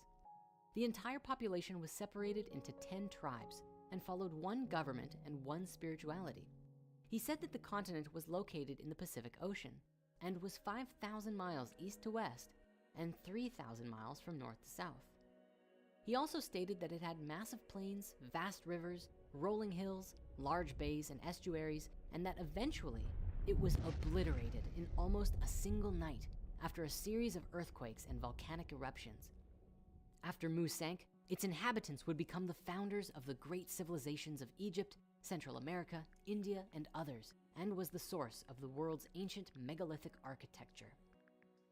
According to James, the king of Mu was named Ra, and he said this was related to the Egyptian god Ra, as well as the Rapa Nui word for the sun, Ra'ah. Looking to the Bible, James also made a note that Moses had trained by the Nakal Brotherhood in Egypt, and he believed that the Assyrians mistranslated the Garden of Eden story, suggesting that it should have been in the Pacific Ocean. Today, most archaeologists insist that the legends of Mu are pure pseudo-archaeology, end of story. But what I find interesting about this is that, at the very least, there's some evidence that appears to support the idea. Let's begin with the geography. Now, the legends of Mu suggest that it was a massive continent in the Pacific Ocean, and there are a few accounts as to what this place looked like. While James suggested it was a long continent with rolling hills and many rivers, Drumfellow's account in the Flower of Life book suggested it was not a single island, but a stretch of islands of varying sizes, a massive archipelago ranging from the area around Hawaii through Polynesia and all the way to Easter Island. In floor maps of the Pacific Ocean, you can see this stretch of mountainous bodies underwater, which could have had both massive islands as well as supporting many little islands as well, were it at the surface of the ocean. There are several other ancient discoveries which could potentially be physical evidence of Mu, from Japan's underwater site at Yonaguni to the cryptic petroglyphs on Hawaii, and that's not to mention Easter Island. We know today that many of the remarkable features of Easter Island, such as the legendary Easter Island heads, which were recently discovered to have traces of full bodies, were only built in the last 1,000 years. But Easter Island also has an ancient written text in a language called Rongo-Rongo, although it's unclear as to whether or not this is writing or proto-writing. If it is in fact a full writing system, it could be one of the only surviving cases of an independent invention of an alphabet ever in history. These surviving tablets are a huge mystery for us today, as the language has still not been deciphered. When we put these findings together, it seems to indicate higher levels of advancement in ancient cultures than we currently understand, which is made even more interesting because of the remote location seemingly in the middle of nowhere. Looking to the Rapa Nui people of Easter Island, we actually find a similar story to the legends of Mu. In one of their creation myths, we find a story of a great and beautiful continent that they called Hiva.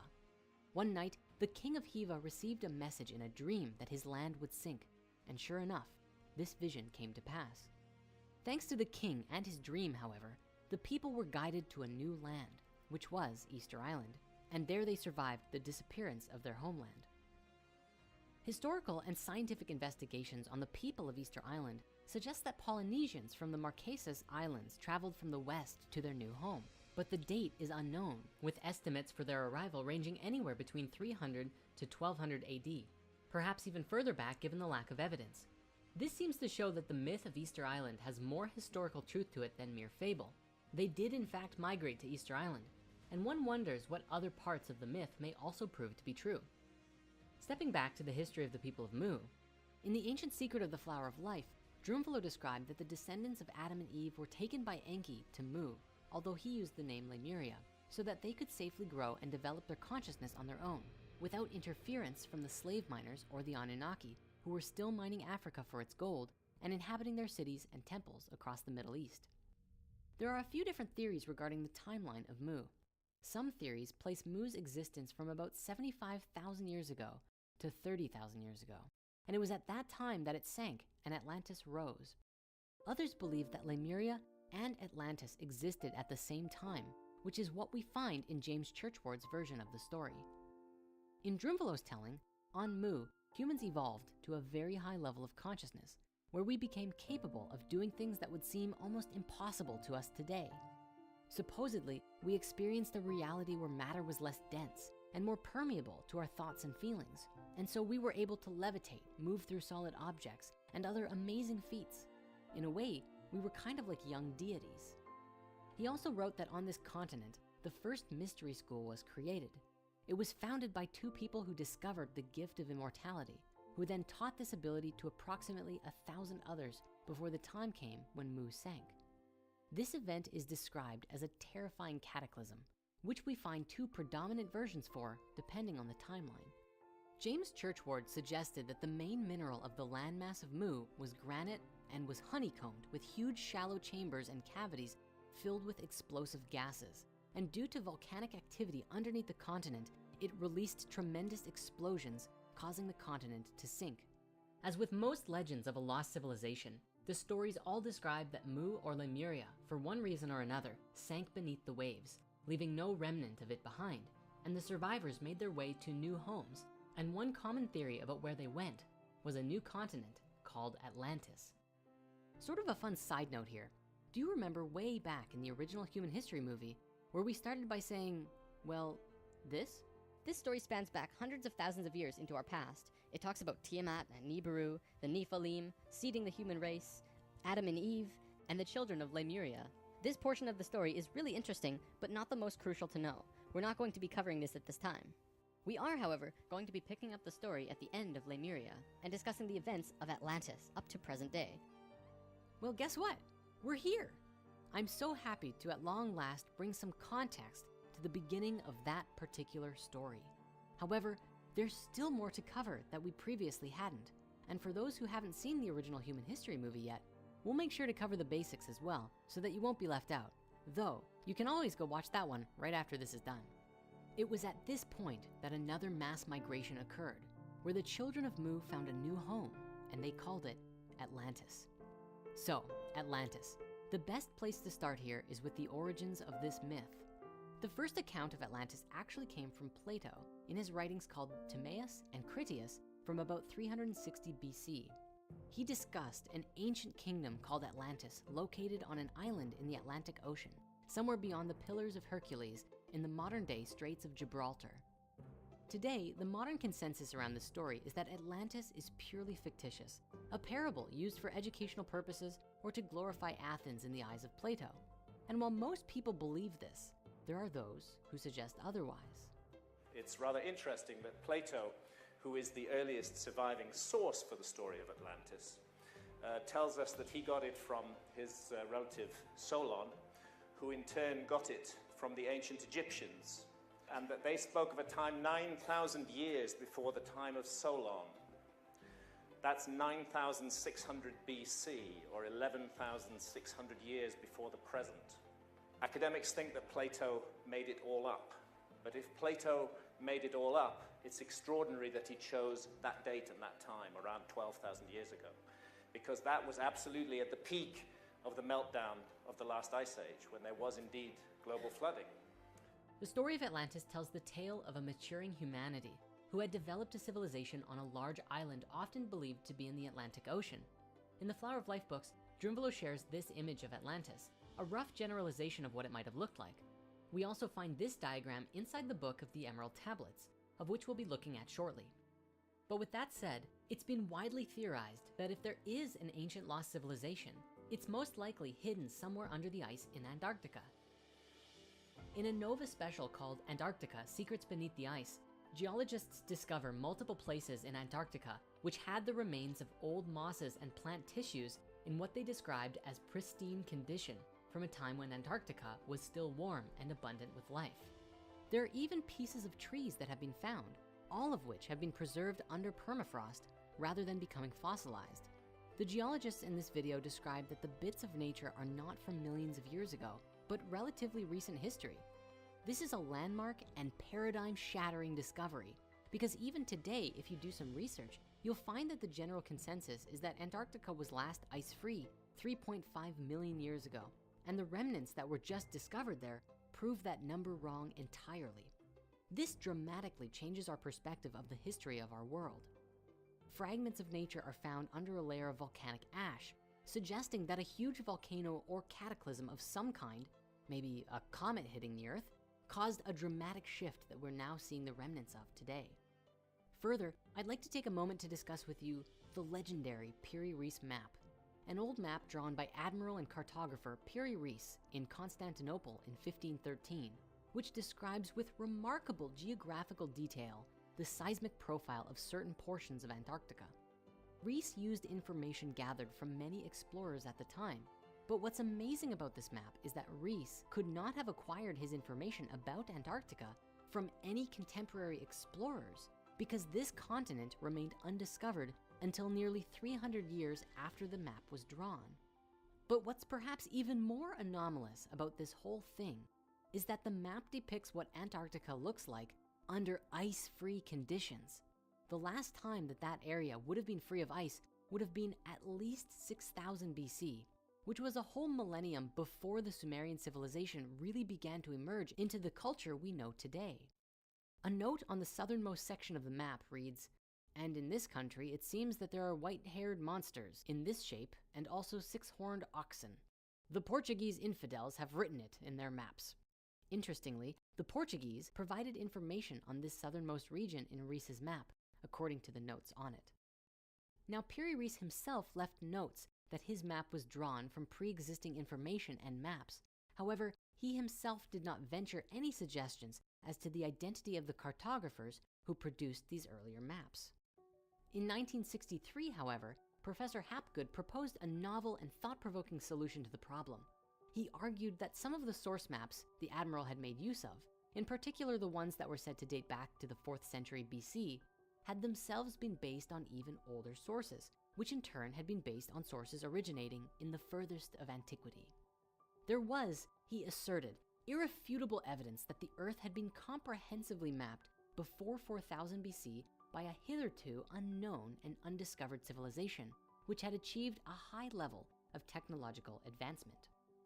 The Piri-Reis anomaly and the mysteries of Antarctica are described with significant detail in Graham Hancock's book, Fingerprints of the Gods, and we highly recommend giving it a read, along with his follow-up book, Magicians of the Gods. Now, before we move on, there's just a few more interesting things that I have to share with you about Antarctica. The first is a particularly curious accidental leak of information that supports this idea that something is going on down there, and it actually comes from Fitbit. You see, recently Fitbit published a world heat map with Strava to show where people are commonly wearing their Fitbits. Now, I suppose most people do not disable their location services, because this published map at first showed a number of curious formations under the ice in Antarctica, including a large ring and some other underground bases. Since this was initially published, the government or whoever has forced Fitbit to remove these images from their public heat map, but you can still find a few YouTube videos of people pointing them out. Well, hey, like this one. Finally, in the last several years, photos that were taken using Google Earth were publicized, causing more than a few heads to turn. Here is one that shows a rather curious formation that is clearly not natural to the environment. And here is one that looks more like government or whoever underground bases. Since, including first, most people do not disable their location services, because this published map at first showed a number of curious formations under the ice in Antarctica, including a large ring and some other underground bases. Since this was initially published, the government or whoever has forced Fitbit to remove these images from their public heat map, but you can still find a few YouTube videos of people pointing them out. Well, hey, like this one. Finally, in the last several years, photos that were taken using Google Earth were publicized, causing more than a few heads to turn. Here is one that shows a rather curious formation that is clearly not natural to the environment. And here is one that looks more than a little bit like a pyramid. Many were quick to suggest that this was a remnant of some Atlantean civilization, but many critics were quick to put forth that it was just a four-sided mountain, and that pyramid-shaped peaks are very common, such as the Matterhorn in the Alps and Mount Bullenstinder in Iceland as notable examples. And while there's no question that these are mighty mountains, this one in Antarctica is significantly cleaner. There's just no comparison really. It's much less rigid than any of the examples the skeptics give to try and debunk it. But look, it might just be a convenient mountain. We don't claim to know either way, but it's interesting to look at and ponder, wouldn't you agree? Now, along with all of these ancient discoveries and the revelation of our distant past, there is also the conversation of the Richat structure, sometimes called the Eye of the Sahara or Heart of Feathers in Arabic, which is commonly believed by many today to be a remnant of Atlantis. There's actually some pretty strange coincidences about it that have led many people today to assume the connection. You see, in his writings, Plato explained that the central city of Atlantis was sectioned into 3 rings, each with a large moat of water between them, and this is what draws many people to believe the Richat structure to actually be Atlantean remnants. For as we look at it from space, it really does appear almost exactly like Plato's account. But there's a little bit more to the theory than just looking similar. In a nutshell, according to Plato, the first king of Atlantis was known as Atlas, who divided his kingdom among his brothers and eventually created the vast empire that occupied much of the known world. But get this, according to the legends of the Berber people, who today live in Northwest Africa, they also have a mythical founder king who, you guessed it, was also called Atlas.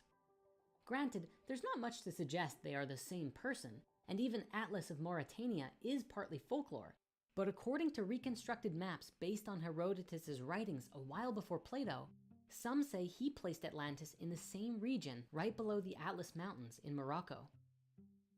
Now, it's worth pointing out that C14 dating places the Eye of the Sahara between 400 and 40 million years old, so it's way older than anything we've come across so far, and current research suggests that it's just one of those weird geological changes brought about by the separation of Pangaea. But what if it actually was an even older remnant of Atlantis? If we look back to Plato's account, he actually gives us some pretty good descriptions of what the environment and surroundings of Atlantis looked like. He tells us that the islands were larger than ancient Libya and Asia Minor combined, although this may be speaking to its power level, and that the Egyptians described Atlantis as an island consisting mostly of mountains in the north and a huge plain in the south. He also says that the Atlanteans dug a great canal to the sea, and alongside the bridges carved tunnels into the rings of rock so that ships could pass into the city. Now, if we look at the Richat structure, we can see that it has an opening, canal-shaped shaft to the south, which matches Atlantis' description of connecting to the sea. Further, a 2011 study seemed to indicate that carbonate within the breccia, bits of sedimentary rock, were created by low-temperature hydrothermal waters.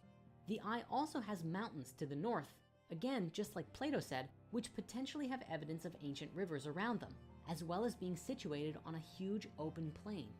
Really, the surrounding mountain shapes and steep drops are uncanny resemblances to the description. What's more, geologically, the surrounding area is apparently full of red, black, and white colored stones, which Atlantis was said to have a lot of. Archaeologically speaking, the Richat has huge amounts of Archeolian and pre-Archeolian artifacts present along the northwest of the Outer Ring. It really is a mystery how these early Stone Age artifacts got here, as neither recognizable midden deposits nor man-made structures have been recognized. But the current theory suggests that the area was either used for only short-term hunting and stone tool manufacturing, or the artifacts got diffused and moved there by different glacial cycles. Interestingly though, back in 2007, a number of unfossilized whale bones were found throughout Mauritania, in the area surrounding the Richat structure, along with numerous assortments of shells, indicating that at some point in recent geological history, the area was lower and closer to sea level. Finally, even the scientific explanation of the Richat, that it was formed by the molten rock pushing its way to the surface and then collapsing, going through multiple periods of being forced up and down, seems strangely reminiscent of Plato saying that Atlantis was destroyed by earthquakes. All this said, it is just a theory.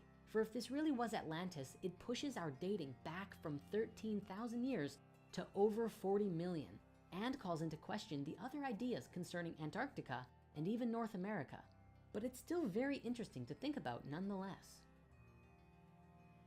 Now, let's return to the story, because there are several more accounts of Atlantis that we have to consider. One is the original story we first shared in the Hidden Human History movie regarding the Martians and the fall of consciousness. Then we have another version that comes from the Book of Enoch, an ancient text that accounts for some specific events that took place before the flood as well. We also see the Emerald Tablets and what is written there about the fall of Atlantis. Because we've already made a movie about the Atlantis Martian story, we'll just cover it briefly here. And for the sake of the story and the visualization of it, for now we're just going to show Atlantis as we have so far, as a continent of its own. But keep in mind that this is kind of a placeholder, as Atlantis is a great mystery. Even the name Atlantis comes from later writings about this land. And if we were to go back in time and discover that it was real, it most likely was not called Atlantis in their own language. Who knows? Did the continent really sink? Was it Antarctica? Maybe instead of sinking, it flooded over and then froze underneath miles of ice. Or did it simply never exist at all? Well, if it did, here's a breakdown of one of the more popular stories about the legends of Atlantis. Essentially, the Atlanteans were more mature and evolved since their time on Mu, and were very connected with each other and nature. But things changed dramatically for the Atlanteans when a different species from another world came to our planet. The story suggests that they were beings from Mars, who were said to be responsible for destroying the atmosphere on the planet, causing it to become the red, lifeless rock that we know it to be today. These beings had taken a path of separation in the evolution of their species, a path called the Lucifer experiment, which involves disconnecting themselves from each other and nature and having no inner love or compassion whatsoever. The story says that these Martians made a home for themselves on Atlantis and slowly began to affect the consciousness of the Atlanteans by introducing their technologies and affecting the way that the Atlanteans perceived reality. As a result, the Atlanteans began to become more disconnected from nature and each other, which allowed the Martians to easily take over. Eventually, a comet was said to have hit the planet, right in the area where the Martians' home was on Atlantis. The Martians were furious, and so they built a technology called a synthetic Merkaba, and they were going to use it to get revenge. This technology, however, did not work properly and emitted a shockwave of energy on their home and ultimately created a dimensional tear. This caused a tremendous catastrophe for all of the life on Atlantis, and the beings living there became very sick, with consciousness and energy from other dimensions being pulled into their world. The result of this was a huge fall in consciousness, which coincided with a global pole shift, a geomagnetic reversal. A massive shift took place. Save for a few spiritual masters, all of humanity fell to a lower state of consciousness, as low as you can go and still survive. In the process of this, their memories were erased, just as a magnet can wipe the information on a hard drive. Now this may seem far-fetched, but it isn't impossible. One particular study provides good evidence that humans can perceive the magnetic field around them even as weak as the Earth's itself. A follow-up study found that the mechanism behind this are magnetized particles in the brain. Researchers concluded that for such an ability to exist, it must have had some evolutionary purpose. Interestingly, some studies have even indicated that two major geomagnetic shifts may have had an impact, not only on our evolution in the past, but also had a role in extinction events ranging from the early Quaternary period to the early Holocene. This study found that a large global geomagnetic reversal event called the Lechamp event 44,000 years ago and another unnamed event 13,000 years ago both coincided with mammal extinctions, which were impacted by a weakening of the Earth's magnetic field leading to higher ultraviolet radiation. This may not only coincide with the sinking of Atlantis, but also the theorized timeline of the sinking of Mu. Further, by comparing branches in the human family tree and linking them with the magnetic field information found in sediments and archaeomagnetic data, they found that there was possibly a long-term role for ultraviolet radiation and the magnetic field in human evolution. That said, the concept of memory erasure could have various meanings. In one sense, it could be a global magnetic effect wiping human memories, but it could also relate to the destruction of all of our technology and most of civilization, and being reduced to a level of consciousness where we had to start over technologically from scratch, with no records and very little evidence of any ancient civilization. This entire story is said to have happened 13,000 years ago, at the point when Earth went through a huge shift pertaining to its polar ice caps, when a massive amount of ice sheets began to melt, flooding the world with water and potentially helping to usher in the Holocene, the epoch of time we are in today after the end of the last ice age. After this shift, small pockets of humans slowly began to develop and discover life all over again from square one. And the few spiritual masters who kept their memories began to support us as we became capable of comprehending their stories. They may have tried to explain the history of the world, but the fallen humans couldn't comprehend it, and so the stories were masked in the legends of the gods, so that humanity could come to make sense of who they were and where they came from. These quote-unquote gods seeded civilizations around the world, from ancient Mesopotamia and Egypt to India and all the way to the Olmecs in Mesoamerica. Of course, it may be more logical to presume that it was Enki or the other Anunnaki who helped seed civilization once more, at least in ancient Sumer, or perhaps a combination of the two.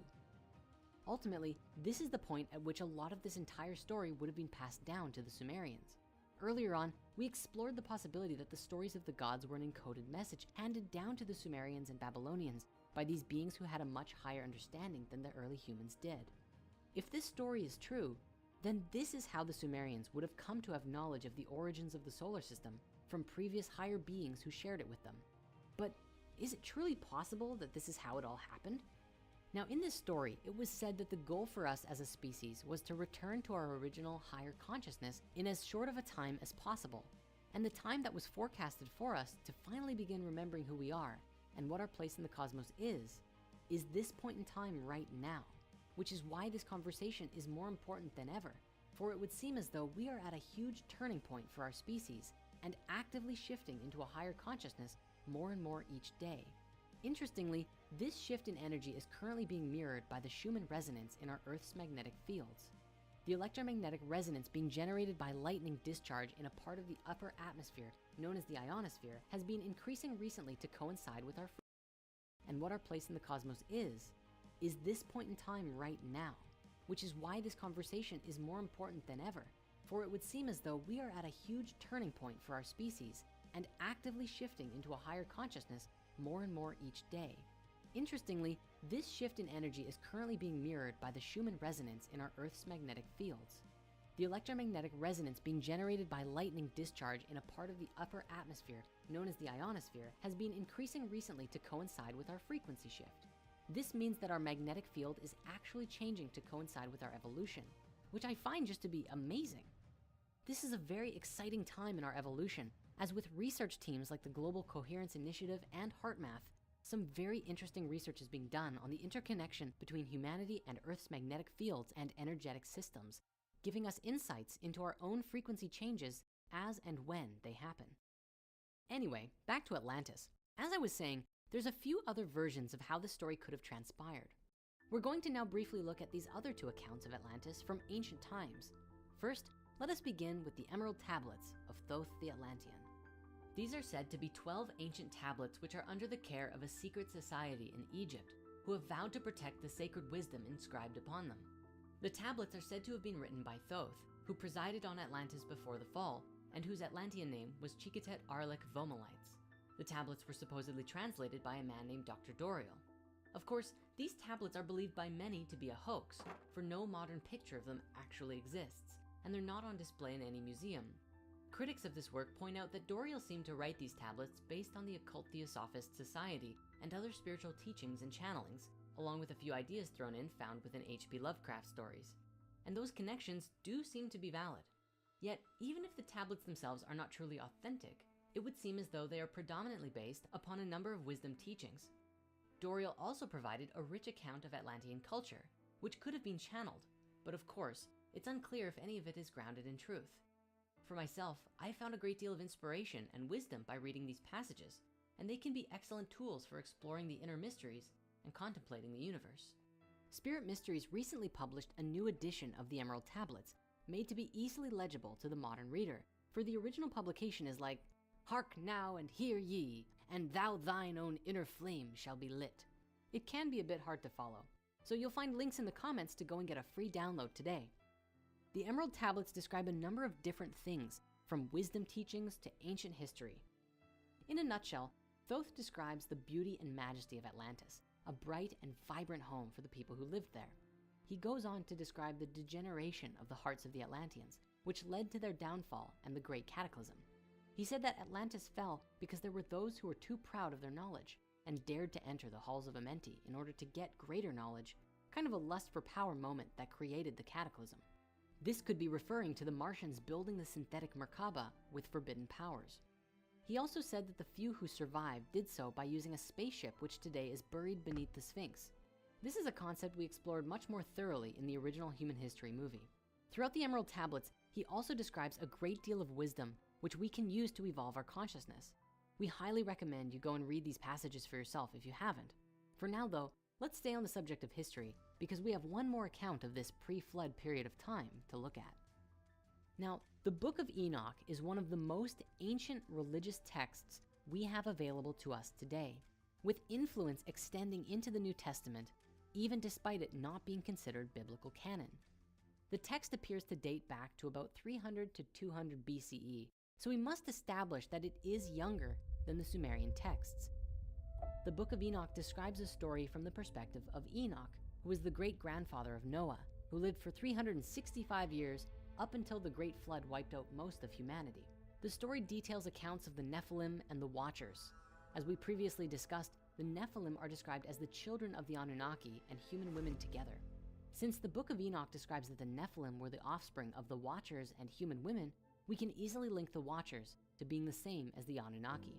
It's for this reason the Book of Enoch is so valuable to us in deciphering our past, because it provides one of the few clear links between the ancient Sumerian tablets and the stories we find in the Bible today. But because this book concerns itself so heavily with the events of the Nephilim and the Anunnaki, or the Watchers, you can probably imagine why they decided to omit this from the biblical canon. Some believe that these giants may have been the reason for the Great Flood, as they were seen to be unnatural and harmful to the human race. In the Book of Enoch, it describes that these Nephilim, known also as giants, multiply in numbers and grow to the point that humanity can no longer provide enough resources for themselves. With food shortages, the giants then began consuming humans and other animals. The Book of Enoch also tells us that many of the Watchers, such as Azazel specifically, were responsible for teaching humans the art of warfare and how to construct weapons and other harmful devices.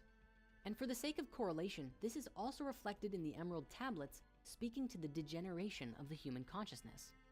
Now, the events of this book are rather long, and we're not going to get into all the details right now, but the story essentially culminates in the Great Flood wiping out humanity, with only a few surviving humans, which is where Noah and the Ark come in. As for Enoch himself, he is taken into heaven by God in a fiery chariot, which is believed in some circles to actually be describing a spaceship that took him away to live somewhere else, maybe on another planet.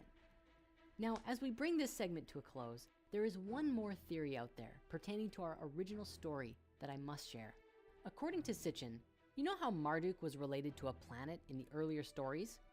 Well, in later Sumerian tellings, he also seems to act with very personal and human-like characteristics.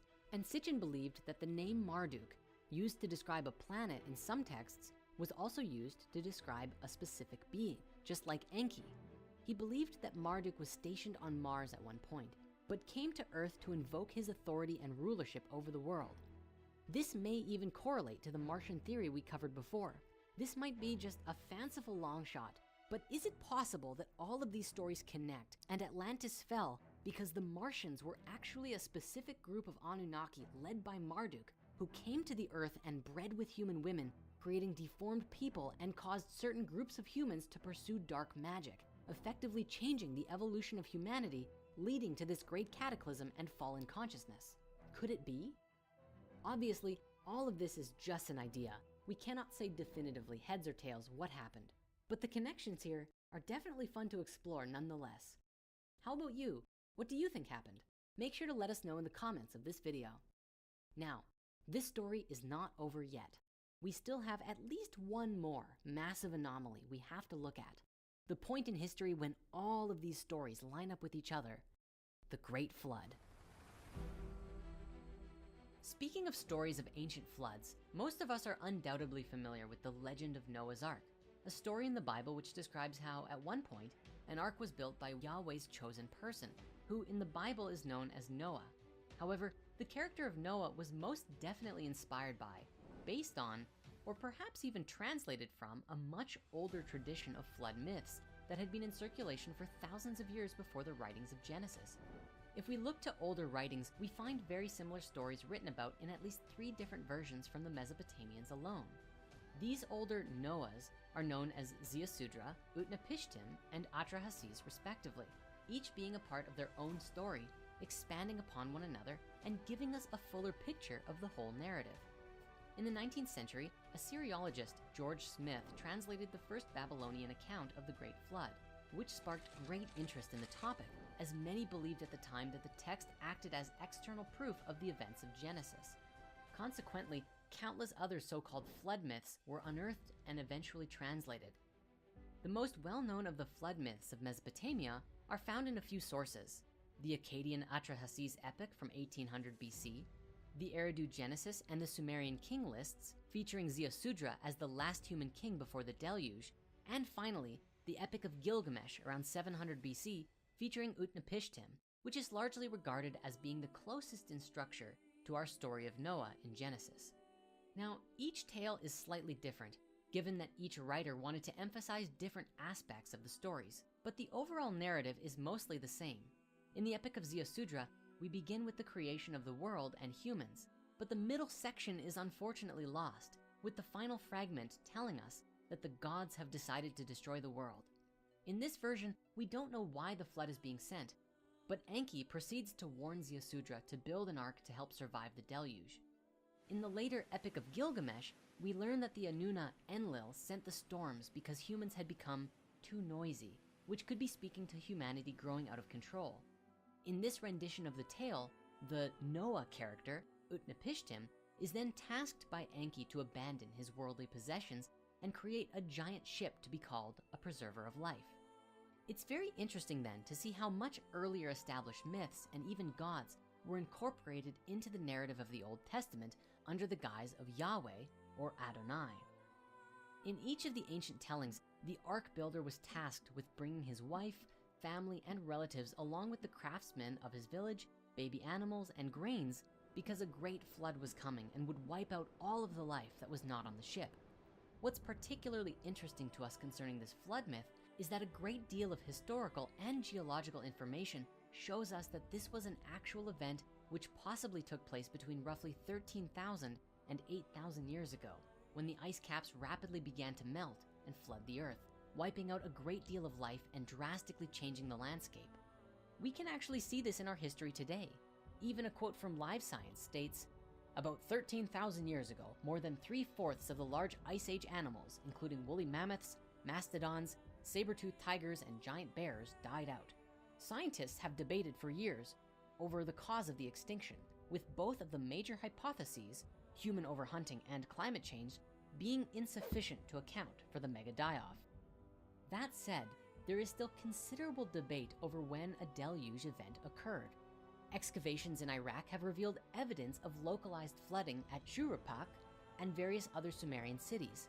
A lot of other Sumerian cities display evidence of flooding on a large scale, but they are all from different periods. Modern consensus argues that flooding in the wake of the last glacial maximum are what inspired the ancient flood myths around the world, with the geography of Mesopotamia being drastically changed by the filling of the Persian Gulf after seawaters rose following the last glacial period.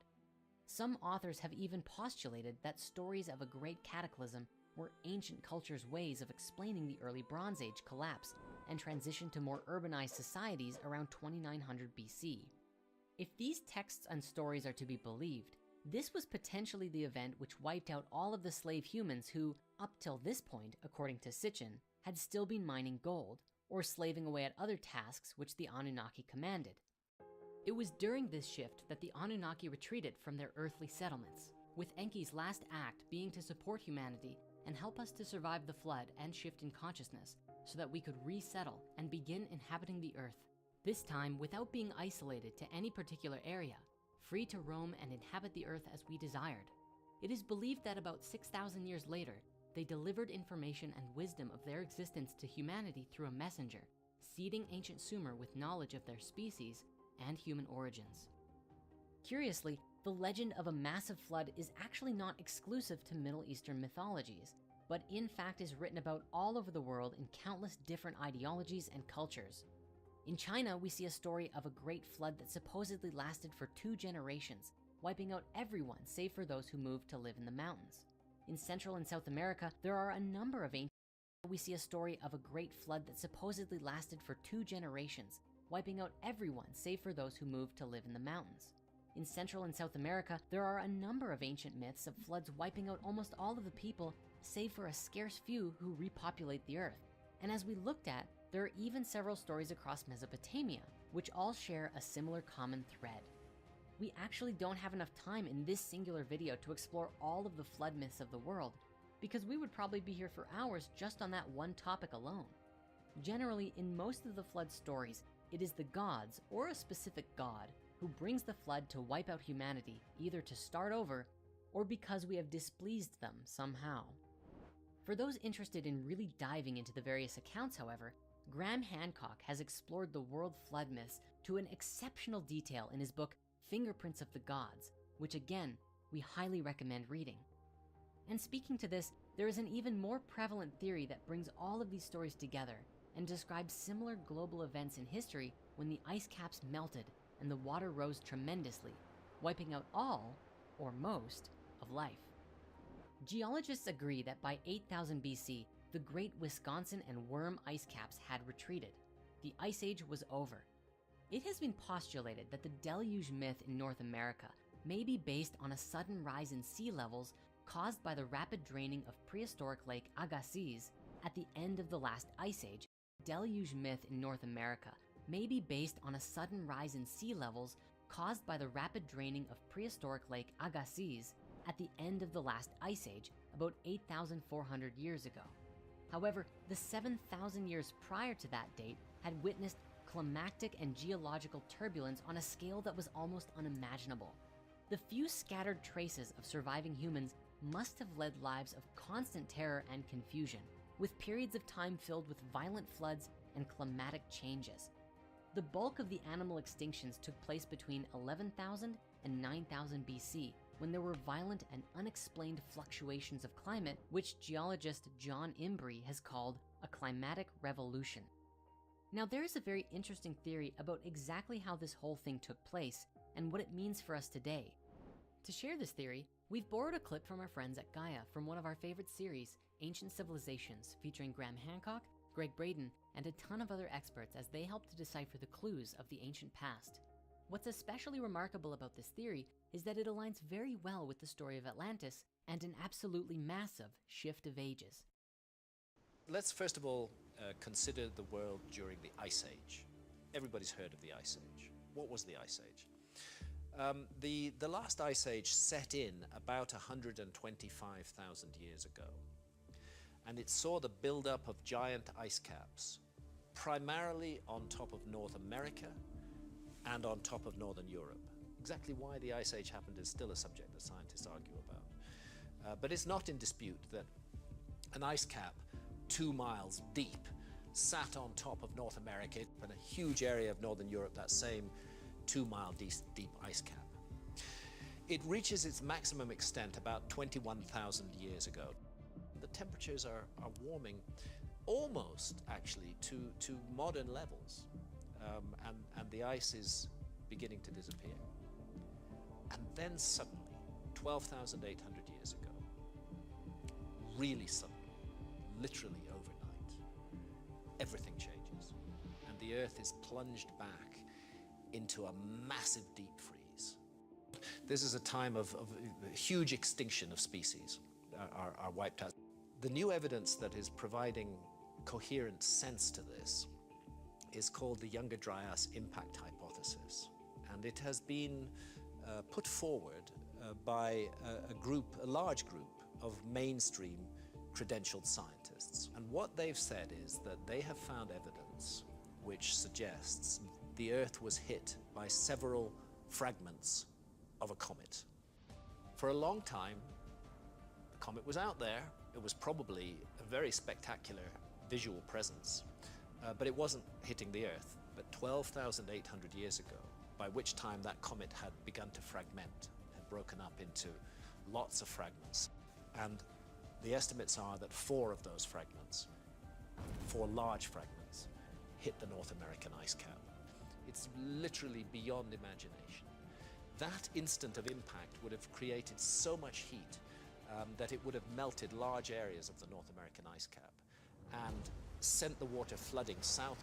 Then within a matter of days or weeks of that release of water, the freezing temperature has begun, and there's no more release of water. The world goes dry at that point and into a very deep, dark, frozen period accompanied by animal extinctions. The Younger Dryas lasts for 1,200 years. It lasts from 12,800 years ago to 11,600 years ago. And then something else really weird happens.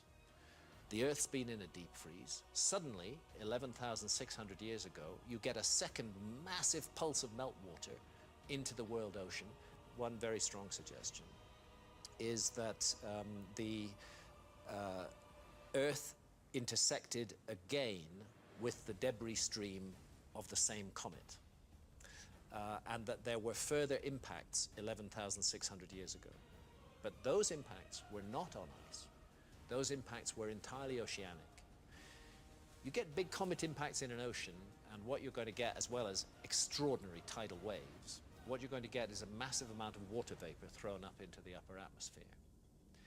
And that water vapor creates a greenhouse effect, which accounts for the very radical warming of the Earth. It has to be rather intriguing that that's the exact date, 11,600 years ago, that Göbekli Tepe is founded. And it has to be even more intriguing that 11,600 years ago is the exact date that Plato gives us for the destruction and disappearance beneath the flood of the ocean of the lost civilization of Atlantis. This hypothesis is further backed up by an independent study featuring over 20 authors, which finds evidence for meteor or comet impacts on 4 different continents: North America, South America, Europe, and Western Asia, from about 12,800 years ago, in the form of nanodiamonds, spherules, and melt glass consistent with meteor impact. Randall Carlson is a PhD who incorporated the dating of Göbekli Tepe with geological evidence which suggests global flooding. He wrote that if an impact actually hit and there was a cataclysm, you could easily see how an effect of that magnitude would destabilize the Earth for perhaps 1,000 years or so. It's after this window of time that the Younger Dryas geological records shows an abrupt change in climate that we date Göbekli Tepe. But you see, this is not where the expedition ends in the search for answers about the Great Flood, as Graham Hancock has also put forward even more information in his most recent book, America Before. His new work focused on various kinds of evidence from the Americas, mostly from the mound-building cultures of the Mississippi River Valley, and exploring the sacred geometry of the Amazonia, bringing to light some connections that seem to indicate that the occupation of the Americas was much earlier than is currently thought, and even appears to share some common concepts in ideology to that of the ancient Egyptians. Now, before we go any further, we should point out that the occupation and colonization of the Americas is a hugely controversial topic and has been described as one of the most agitated, fierce, and fruitless debates in modern archaeology. In fact, there are sites such as the Bluefish Caves and the Old Crow Flats which demonstrate human habitation in the Americas thousands of years before previously thought, and thus were met with fierce scrutiny. So it's no surprise that Hancock's work is often met with instant rejection. Now, Graham theorizes that a precursor civilization, which he argues were found in the Americas, were wiped out by global flooding, and the survivors of which helped to seed later mythological stories. This idea is made even more interesting by the evidence of dramatic sea level rises during or just before the Younger Dryas. In a nutshell, around 12,900 years ago, the world was warming up from the last glacial maximum and becoming increasingly habitable when a comet entered our atmosphere and broke into several major fragments, many of which impacted the North American ice sheets. The tremendous impact of this comet hitting the Earth would have caused a few key things to happen. First, we would have seen a large amount of freshwater flooding into the lower coastal lands and entering the oceans, disrupting the natural ocean currents and raising the sea levels. Second, we would have a tremendous amount of steam shooting into the atmosphere, along with smoke from any fragments that didn't land in ice, and starting fires upon impact. All of this together would block out the sun for a very long time, and this causes a sudden drop in Earth's temperatures. This is exactly what we see happen by climate graphs of that time period. This rapid drop, followed by 1,000 years later, the rising of Earth's climate. To date, no scientific or geological hypothesis comes close to answering the mystery of what caused the spike closer than the comet impact hypothesis. Graham even suggested that if this were to have happened, it's possible that parts of the giant ice sheets, these massive glaciers, could have broken off from the main mass and slid across the Earth slowly. If this was to happen, it would have destroyed anything that it slid over, ultimately leaving us with no record or even ruin of any civilization that might have been there before. Now, this is where things get very interesting, because while things line up very well with the impact hypothesis, there's also evidence that in the last 1,000 years leading up to this event, we also see a sudden shift in sea levels caused by something called meltwater pulses, where sea levels could rise up to 25 meters over the course of about 400 years. This long, slow, and gradual event would have definitely brought people more inland for sure, but it would have taken some time to happen. The key difference here is that with the Younger Dryas ice sheet, we are seeing a sudden drop of temperatures in a very short amount of time in contrast. Seriously, today we are worried about a climate change of only a few degrees, but based on data from the Greenland ice sheet, the Younger Dryas period dropped about 4 to 10 degrees Celsius in the space of a few decades. There are alternative theories. However, the presence of the nanodiamonds and impact sites really seem to indicate that the comet is the most likely outcome. Other theories include ideas such as the Earth being hit by a solar flare, causing the ice sheets to begin melting, which still disrupted the ocean currents and subsequently caused the temperatures to drop as a result. And along with this, there's another theory that suggests mega meltwater avalanches that could be generated on the surface of a continental ice sheet and produce fast-moving waves of water nearly 100 meters high, traveling at 900 kilometers an hour, crashing into the world and destroying everything in its path. Again, these are all theories, so make sure you do your own research if you really want to go down that rabbit hole. Ultimately, all of these ideas, along with all of the data that we have from the Younger Dryas period, suggests that there was massive flooding and definitely would have been experienced by humans living at that time as catastrophic. Now, since research into all of this is still ongoing, there are still many mysteries to be revealed about this event. Naturally, with sea levels rising, the lower coastal lands are the first to be submerged, and anyone living and hunting there would have been submerged with it, similar to how Doggerland was submerged around 6,200 BC in Europe. Any humans who survived such cataclysmic events would have had it ingrained in their cultural memory that would have been passed through oral tradition into later civilizations. If this event really happened, it most certainly would have contributed to the mass extinction events that we see in history, and in extent, paved the way for the host of flood myths on every continent. And the last thing I'd like to speak on concerning the Younger Dryas impact is this. Generally speaking, the Younger Dryas impact is believed to have taken place about 12,800 years ago, which, returning to this chart, shows us when we see this sudden and sharp drop in global climate. However, there is very little conversation about what this other spike is, known geologically as the Bowling-Allerod period, which takes place just before. It's true that when we look at the last 1,000 years before the Younger Dryas, we see phenomenal climate changes as well, but there is very little evidence about what caused it, and most theories about how this could have been caused are problematic or inconclusive. The standing theory at the moment is that warm ocean currents deep in the North Atlantic abruptly released into the colder water above it, warming the waters and causing ice sheets to break off from the glaciers. While this is the prevalent theory, many others simply remark that it's just climate change, which seems to be another way of saying, well, we don't quite know for sure. Yet, if this is just a result of natural climate cycles, then that certainly brings about a much different perspective on climate change today.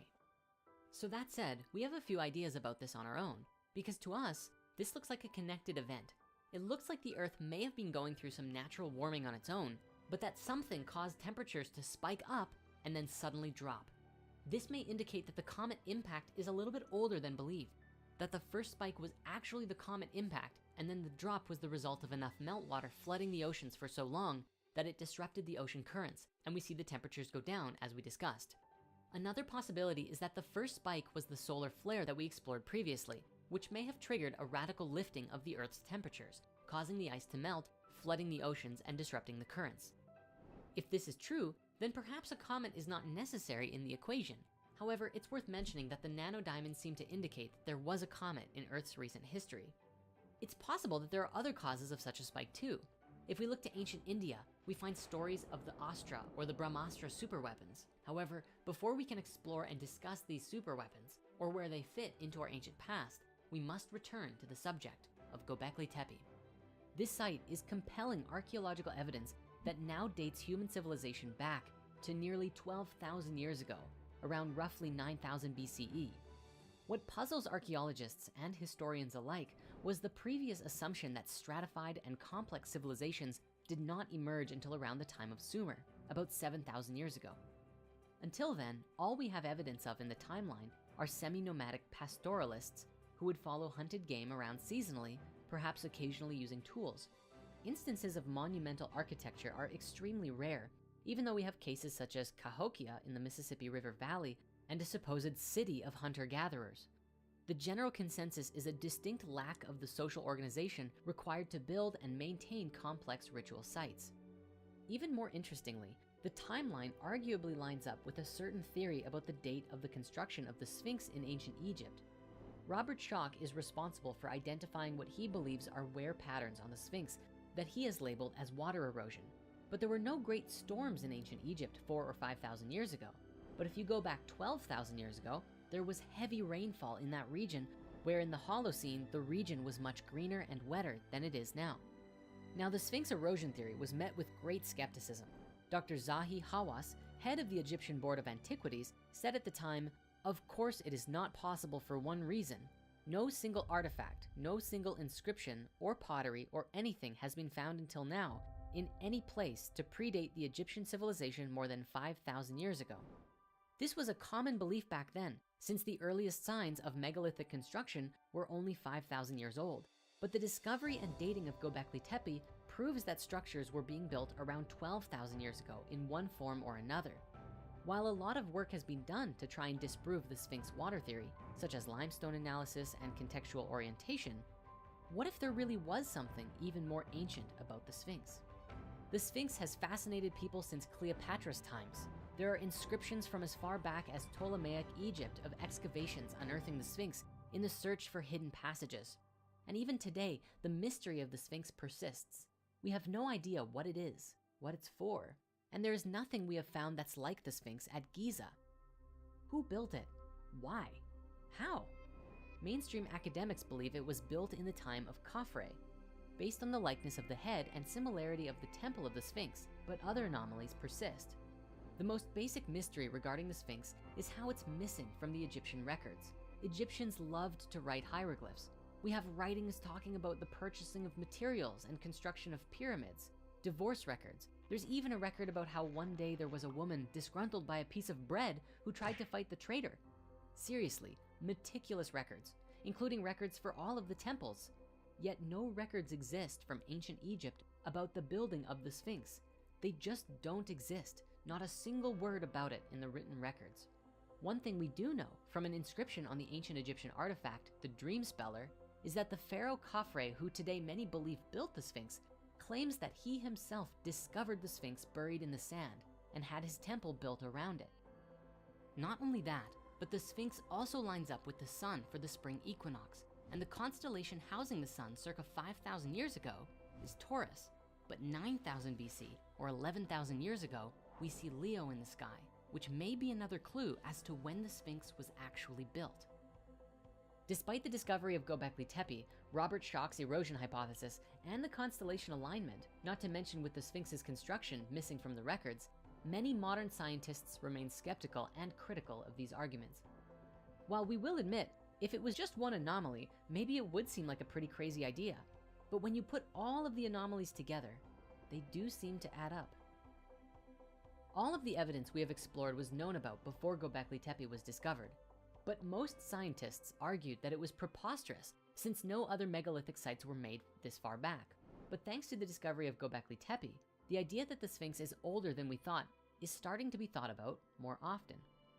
The construction of Göbekli Tepe would then be attributed to survivors of the catastrophe who passed on their advanced knowledge to human tribes set back from the massive natural disaster. This is especially made curious by the legendary carvings of the handbags of the gods. You see, all over the world we find these images of gods holding what looks like a bag, and there is a carving from Göbekli Tepe featured on Pillar 43, known as the Vulture Pillar, dating nearly to 9000 BCE, which shows a similar handbag-like image. It has left many to ponder their connection, and some even believe that the handbag is a sign of the gods bestowing the seeds of knowledge of civilization to humanity. What's more amazing is that Göbekli Tepe is located at the south of Turkey, inside of the Fertile Crescent, the place where agriculture is believed to have been invented 10,000 years ago. Could those handbags be a clue to bridging the gap between a lost civilization and the world we have today? Göbekli Tepe raises a lot of questions to the established history and archaeology of the time. The Great Extinction, evidence of flooding, great climate change, and structures way ahead of their time all seem to be pointing to a single earth-shaking event around 12,000 years ago. And its time of origin lines up with many significant events and mysteries present in our timeline so far. For many scholars, the uncovering of this 12,000-year-old structure corroborated theories and hypotheses that were once considered fringe or conspiratorial. Now, when we're looking at the story of our ancient past and the stories of old, there's one more area that must be explored, and it must be done with caution: the Hindu scriptures. Now, the most famous in New Age circles is the Bhagavad Gita, which is a huge topic all on its own. It's over 700 verses long and is just a small part of the enormous Mahabharata epic. It's actually only part of book 6 of the epic, which has over 18 books, yet is an aspect of this particular conversation about ancient civilizations that a lot of people talk about today. The Bhagavad Gita is set in the frame of a conversation between one of the Pandava princes, a guy named Arjuna, and his guide, the god Krishna. As it opens, it covers something known as the Dharma Yuddha, which translates roughly as the righteous war from Sanskrit. The story begins with Arjuna, who is afraid of what the coming war will do to his people, and afraid of how much suffering it will cause. He wonders if he should renounce and seeks Krishna's counsel, who shows up and says, "Don't worry, kid, you're the best around," and then whose discourse constitutes the majority of the story. The conversations cover a broad range of spiritual topics, touching upon ethical dilemmas and philosophical issues that go far beyond the war Arjuna faces and into profound spiritual teachings.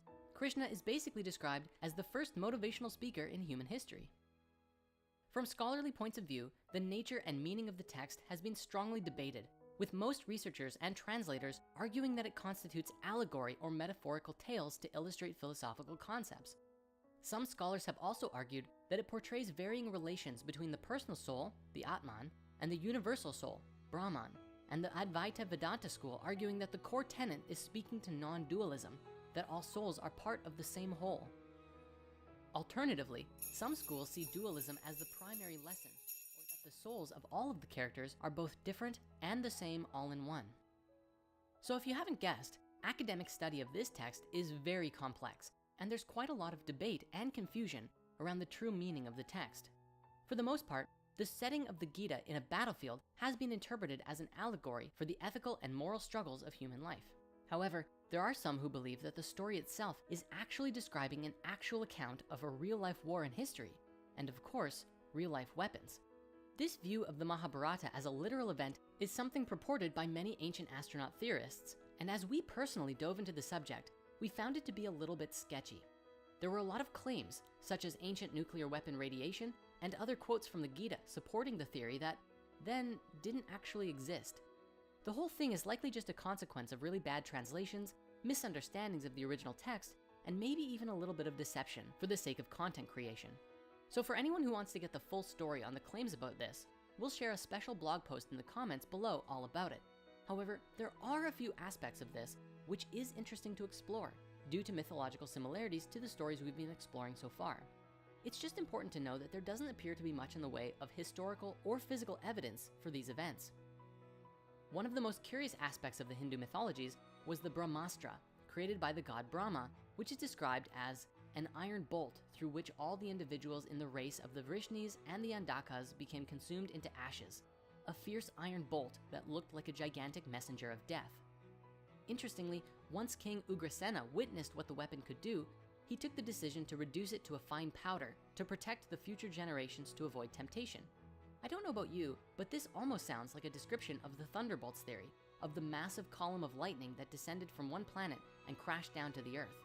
The only main difference here is that the story seems to indicate it was a purposeful weapon and not a discharge from a planet. The other synchronicity from the Hindu texts includes the presence of something called vimanas, which are said to be flying palaces or chariots that are very common in a number of stories. The mythology here raises interesting questions due to its similarities to other tales from around the world. Could the stories of the Anunnaki and their ships be related in some way to the flying chariots of the Hindu gods? It's not actually as crazy as it sounds that early Indus River Valley civilization and Mesopotamia had cultural links. Stretching as far back as 9,000 to 6,500 BC, indirect contact seems to have occurred as the consequence of the Neolithic Revolution and the spread of agriculture after 9,000 BCE. The prehistoric agriculture of South Asia is thought to have combined local resources like cattle with farming resources from the Near East as a first step around 8,000 BCE. At the site of Mehrgarh in Pakistan around 7,000 BCE, full sets of Near Eastern agricultural products can be found, stuff like wheat and barley, as well as goats, sheep, and cattle. Later on, trade kind of exploded between the two regions, with stuff like clove heads from the Moluccas being found at Tel Ashara, different kinds of shells and beads being found at various sites around 2500 BCE, and of course, lavishly decorated cylinder seals depicting mythological scenes or animals. The bottom line is, with trade happening pretty consistently until the Indus civilization collapsed, it's almost common sense to acknowledge that cultural ideas and mythologies also got exchanged. In this, even the real mythologies themselves are fascinating and have tons of curious connections throughout without needing to elaborate on them. If there's any grain of truth to these stories at all, then it adds credence to the idea that at one point, perhaps there were advanced civilizations with incredible technologies in our ancient past.